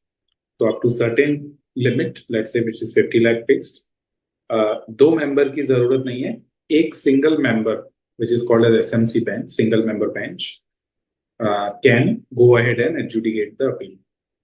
Other than this, minimum there has to be two members. One is accountant and another is judicial. Single member can be both. He can either be an accountant member, he can be a judicial member. Special bench. Now, special bench का मतलब क्या? It is a larger bench having more than two members, and it is constituted only in certain specific cases. For example, कितने tribunal हैं India में? In all major cities, we have tribunal. Like you talk about Bombay, talk about Delhi, you talk about Bangalore, you talk about Kolkata, Chennai, Ahmedabad. In major cities, you have got the tribunals. Now, I don't recollect how many are in total, but you have many. Now, each tribunal will have its own jurisdiction over that particular area, be it city or state, whatever it is. Now, when a tribunal adjudicates a particular issue, the same issue may also get adjudicated in other tribunals in different areas. Not necessarily all will have the same common answer to every problem. One may say that, okay, is expenditure pay allowance milega? Another may say that this expenditure is not available. So there will always be difference of issues. For Ahmedabad issue, Ahmedabad ITAT will decide the matter, and that's a binding precedent. For Bombay matters, Mumbai Tribunal will take care of the things. Now, each tribunal will have a different view. और अगर एक particular issue है जिसपे अलग-अलग tribunal के अलग-अलग views हैं, then the president of the ITAT, not president of India, president of ITAT, he will constitute a special bench. Now, special bench में क्या होगा कि अगर मैटर पेंडिंग है अलग-अलग ट्रिब्यूनल में, तो वो कंसोलिडेट हो जाएंगे और एक ही जगह सब असेसीज का मैटर एडजुडिकेट होगा. मैटर पेंडिंग नहीं है, फ्यूचर में आने वाला है, उस केस में अगर आज स्पेशल बेंच ने कोई पर्टिकुलर इशू पे डिसीजन ले लिया, that decision will be followed in future by all the tribunals without any questioning. Special bench is still a tribunal bench, but having more than two members adjudicating the specific issue which is not free from error. अभी कुछ ऐसा है कि it is not necessary कि there should be already a divergent viewpoints by different members. ऐसा भी possible है कि कोई judgment है ही नहीं, but issue is not free from doubt, or issue requires proper guidance and guidelines. So then special bench may be formed, and ये सिर्फ specific instances पे form होता है. It is not a permanent. SMC bench is a permanent. Division bench is a permanent. They are always there. Special bench is not a permanent. It is always created for a specific issue, specific appeal, or specific set of appeal, or specific set of matters. And then they adjudicate the matters.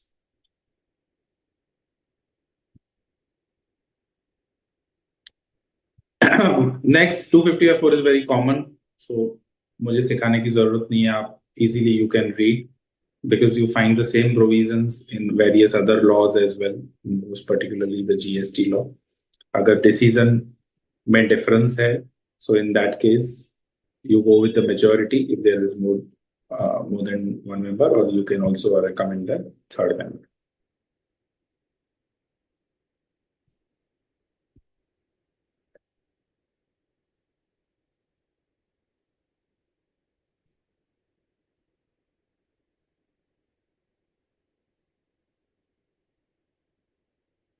Regulating power, जैसा कि मैंने बताया था, income tax authorities includes CIT appeal, joint CIT appeal. It doesn't include ITAT members. They are directly under the purview of central government. Income tax authority, CIT appeal are under the purview of CBDT. CBDT is the highest authority. Just like for chartered accountants, we have ICAI as an apex body. जो regulation issue करते हैं ICAI. If I talk about standards on auditing, who issues ICAI, and that are binding on the chartered accountant. In similar fashion, if it is a matter of income tax, CIT appeal, for him, CBDT is the apex body, but for ITAT, it's the central government, not the this. But then there are certain parts. So ITAT will have to regulate its own procedure. Procedure in terms of its benches, it matters. So ITAT as a president, he will always, kind of exercise his powers.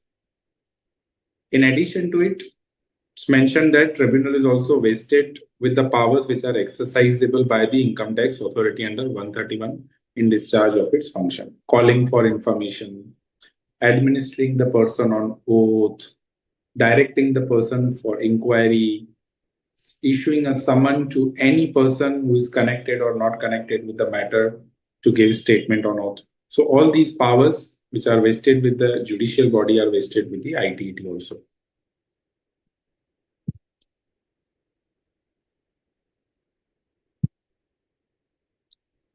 फिर faceless scheme for disposal of appeal.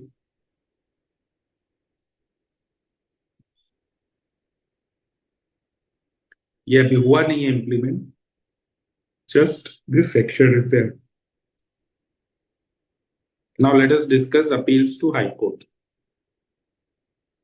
Now, जैसा कि हमने discuss किया, ITAT is a final fact-finding authority, and therefore, any issue on fact, it has to settle at ITAT. Beyond that, neither assessee can go nor assessing officer can go.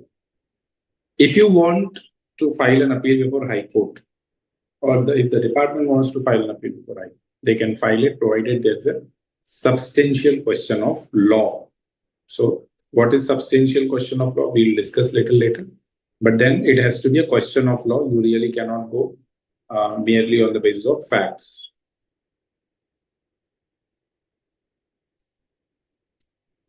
An appeal shall lie to the High Court from every order passed in appeal by the ITAT, Appellate Tribunal. So, CIT appeal ने order pass किया directly High Court? नहीं. पहले ITAT and then ITAT के बाद. So, every order which is passed by ITAT, only against that order you can go to High Court. But the condition is it has to be a substantial question of law. If the High Court is satisfied, it shall formulate that question. Now, that is very important. आपने अगर appeal tribunal में file की, tribunal has to admit the appeal, कोई option नहीं है. CIT appeal में file किया appeal, they have to admit the appeal and dispose of. High court and supreme court are the only forum where there is always an admission hearing. First there is an admission hearing. अगर high court को लगा कि हाँ matter में है, eligible है, it's a substantial question of law, then it will formulate that question and then फिर regular course में हियरिंग होगी. कौन जा सकता है? डिपार्टमेंट के बिहाफ पे commissioner and assessee himself on his behalf. Form of appeal जैसा कि मैंने बताया, सीआईटी अपील में फॉर्म 35, आईटीएटी में form 36, cross objection form 36B. But for high court it has its own procedure. The government cannot notify in what form you can file an appeal before High Court. You have to follow the High Court rules separately.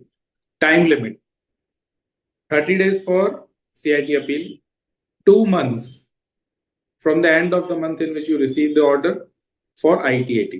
For High Court, it is 120 days from the date of date on which the order appealed against is received by the assessee or the principal commissioner concerned. High Court has the power to delay the condon and admit the appeal after expiry of 120 days, provided it is satisfied there was a cause. So if there is a sufficient cause, delay will be. कौन से matters पे कर सकती है? So always remember thumb rule. If it's a question of law, which is a substantial one, substantial question of law, it can, otherwise not.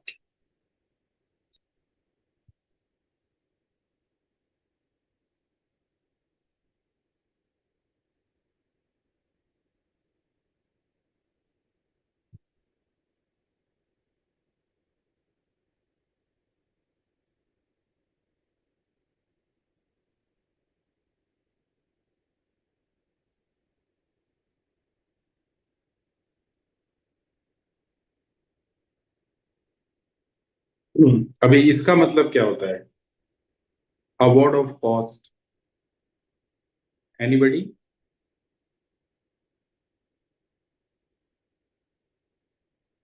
Award यानी तो prize होता है. Award of cost means what?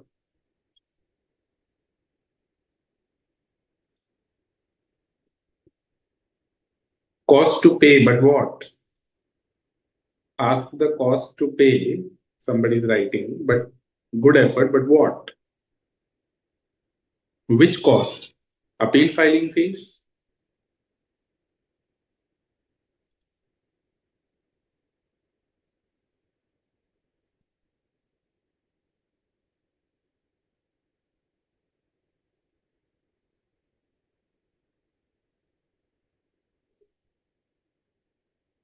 बताइए तो आगे बढ़ें.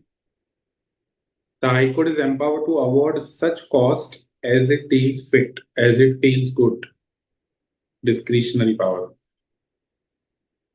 कुछ example दीजिए. ऐसा तो नहीं चलेगा कि मैं ही बोलूं सिर्फ, और answer is also coming from very limited number of students. Yes, so the cost of damages, that's a proper term. So generally it happens very rarely, but then High Court can always impose the cost on one of the parties to the litigation and tell them that, okay, you have to pay for so and so amount. It's a completely discretionary power, either to the other party or to the central government or to the income tax department. It can also impose a cost on the income tax officer also particular, which can be deducted from his salary. So all these discretionary powers are there with the High Court.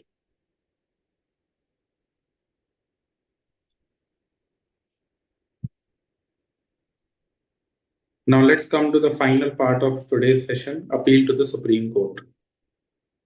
Now this is under section 261.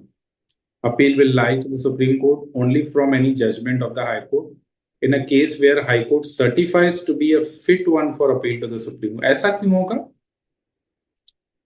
Can someone read the first and second line and say why it is so?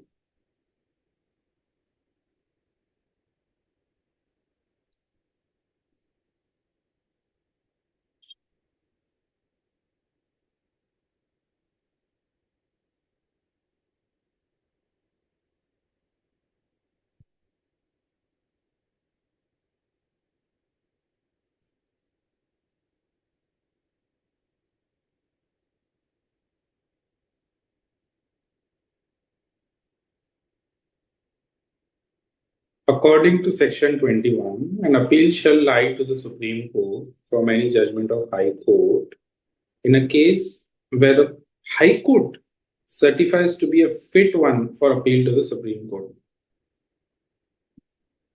थोड़ा contrary नहीं है कि समझ में नहीं आया हमें?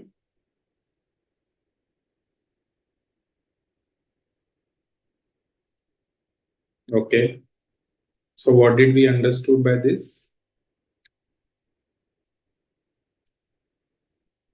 What did we understand from this line? In a case where High Court certifies to be a fit one for appeal to the Supreme Court.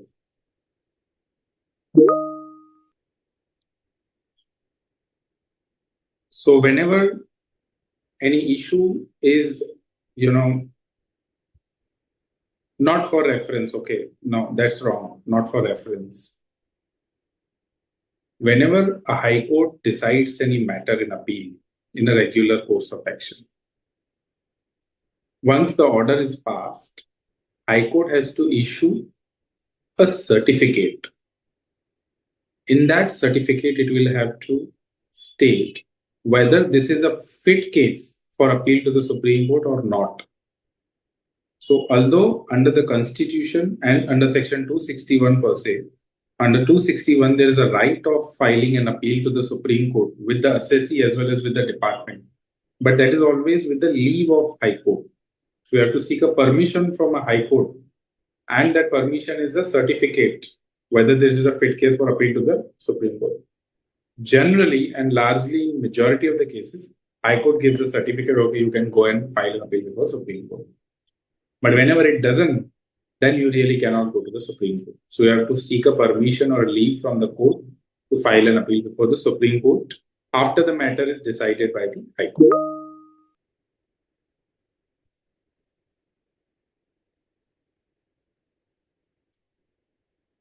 Now, this is important. Where the judgment of the High Court is varied in an appeal, that means it is changed. The effect should be given to the order of Supreme Court in the same manner as provided in the case of a judgment of the High Court, right? Time limit. So just for recollection, if it is Joint Commissioner appeal or Commissioner appeal involved, within 30 days, if it's a matter of assessment or penalty, there will always be a demand. So date of service of notice of demand, not the assessment order or penalty order. Many students make this mistake. Of course, you file an appeal against assessment order, but you have to count 30 days from the date of service of notice of demand. And what is important is service, not issue. They may issue today but serve you tomorrow. So the days will be counted from tomorrow.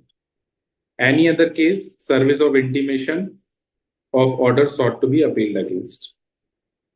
Before ITAT, it is 2 months from the end of the month in which order sought to be appealed against is passed. And before High Court, it is 120 days. And the above time period can be extended by the authority if appellant shows sufficient cause. So condonation is always available.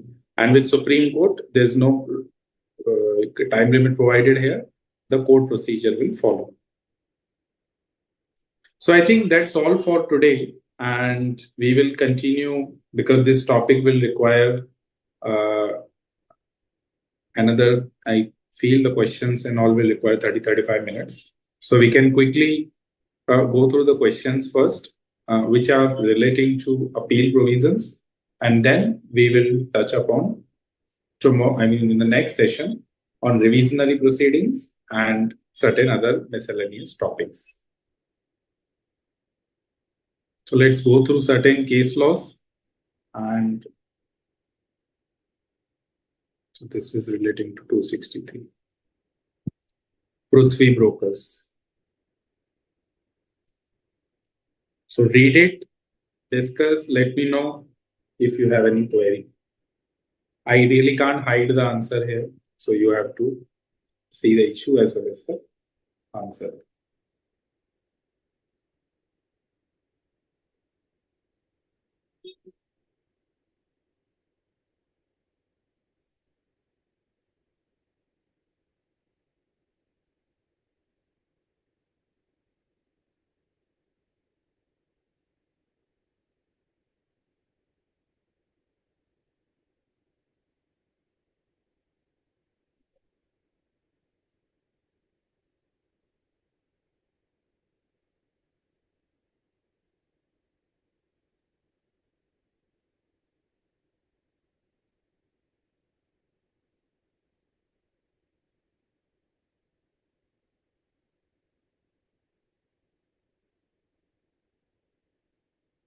There's one more interesting aspect about additional evidence and additional ground. I feel there was nothing mentioned in the study material about additional evidence, but that's equally important from a practical point of view.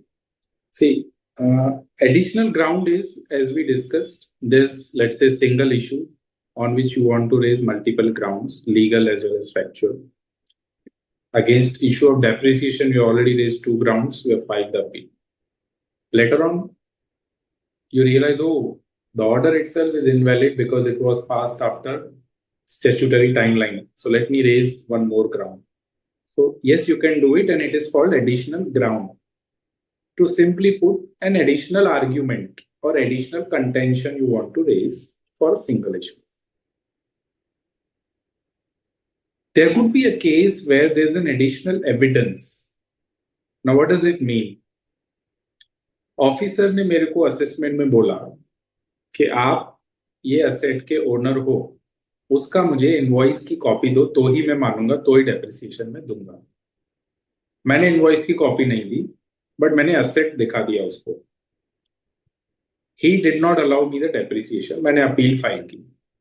Appeal में मैंने invoice की copy produce कर दी. तो logic ऐसा बोलता है कि आपने नीचे क्यों नहीं पहले दिखाया एओ को वो एविडेंस, वो इनवॉइस की कॉपी. मैं क्यों अभी अलाउ करूं? Why should I allow you? You have not shown it. If you have not shown it to the officer, it is as such injustice to an officer if I give you a relief on the basis of invoice, because तुमने क्यों नहीं दिया. तो उस cases में additional evidence reject होने की पूरी संभावना है if you have no reason to submit why you are giving it now. But if you have a reasonable cause that okay, मैंने नीचे के लेवल पे ये नहीं दिया था for variety of reason. Number 1, मेरा अकाउंटेंट बीमार था, मुझे नहीं पता है कहाँ पड़ा था. Number 2, there was a fire, so I had to arrange a duplicate invoice which took time, so now I have arranged it. Officer asked for confirmation. At that point of time, the other party was not available, supplier was not available. अभी मैं खुद बीमार था, मुझे पता नहीं है कहाँ पड़ा था. So there could be variety of reasons. Now, if the officer is satisfied, the appellate authority is satisfied, then they will allow the additional evidence, otherwise not. So far as additional ground is concerned, largely it is permitted, and the authorities, very rarely reject it. Additional claim भी होता है, which is different from additional ground and additional evidence. Additional claim यानी मैंने return file किया, assessment खत्म हो गया, बाद में मैंने रियलाइज किया अरे मैंने तो डोनेशन दिया था किसी को, मैटर अभी अपील में पड़ा है, मुझे एटीजी का क्लेम करना रह ही गया डोनेशन पे. Can I raise it now? So that's a question for you. You have to give me the answer in the next session.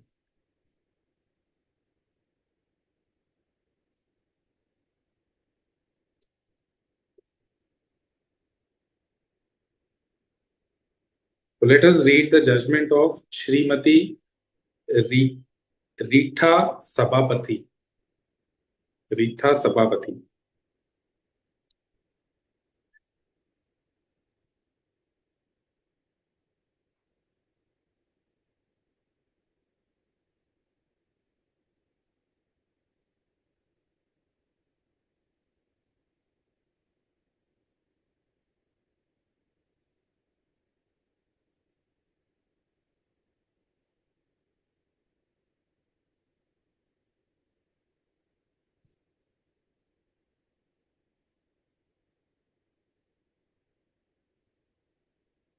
I think quite easy to understand. No need of detailed discussion. Okay. CIT versus Ernest Exports Limited, 2010, 323 ITR 557. Just one interesting question. Do we understand this citation? Can anyone voluntarily explain?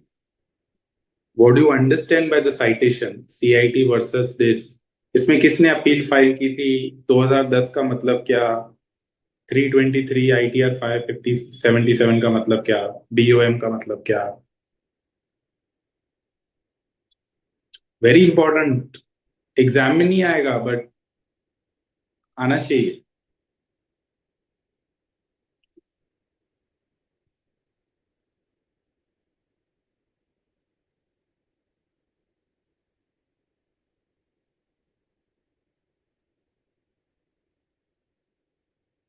कौन बताएगा?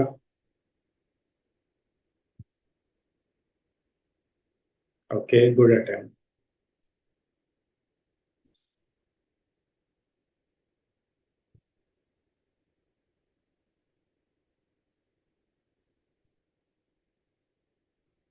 तो CIT means the one who has filed the appeal in this case. अगर पहले Earnest export होता versus CIT, तो Earnest export has filed the appeal, correct? What is 2010? Year in which judgment came, or year in which the case appeal was filed?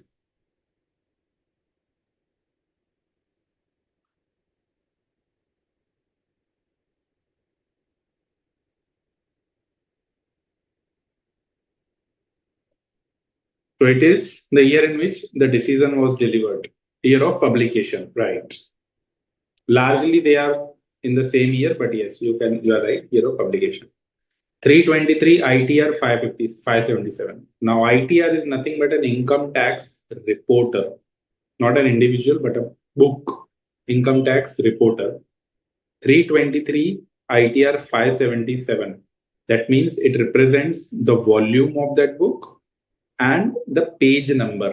323 volume, page number 577. BOM means Bombay High Court.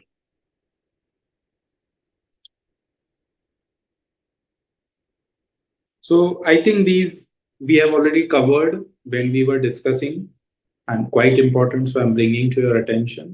Does the tribunal have the power to review or reappreciate the correctness of its earlier decision? So हमने जैसे कि discuss किया, rectification हो सकता है but revisit नहीं कर सकता। Laxman Das Bhatia हिंगवाला, Delhi, full bench. Can tribunal exercise its power of rectification under 254(2) to recall its order where there is no mistake apparent from record? Answer is no. So we have discussed this. So I think for now, I would request all the participants to come up with maximum queries in the next session. So we conclude the session for the today. If there are any queries, please feel free to ask, or that's the end of the day today. Ashok जी, कोई queries हैं?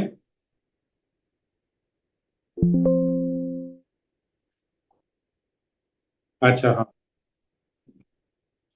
नहीं, I think there are no queries. So we can, okay, there's one query. How many marks question will be asked from this chapter?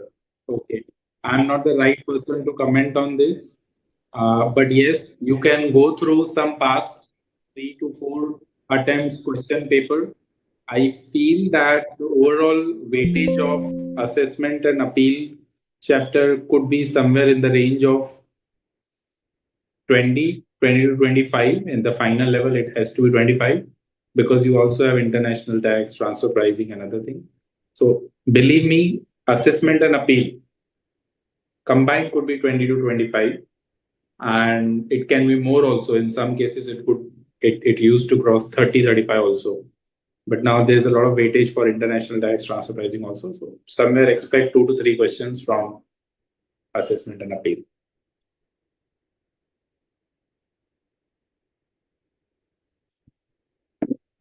All right. So if there are no further questions, we can conclude for today. Thank you and see you soon. ठीक है अशोक जी? Okay, yeah. Good night.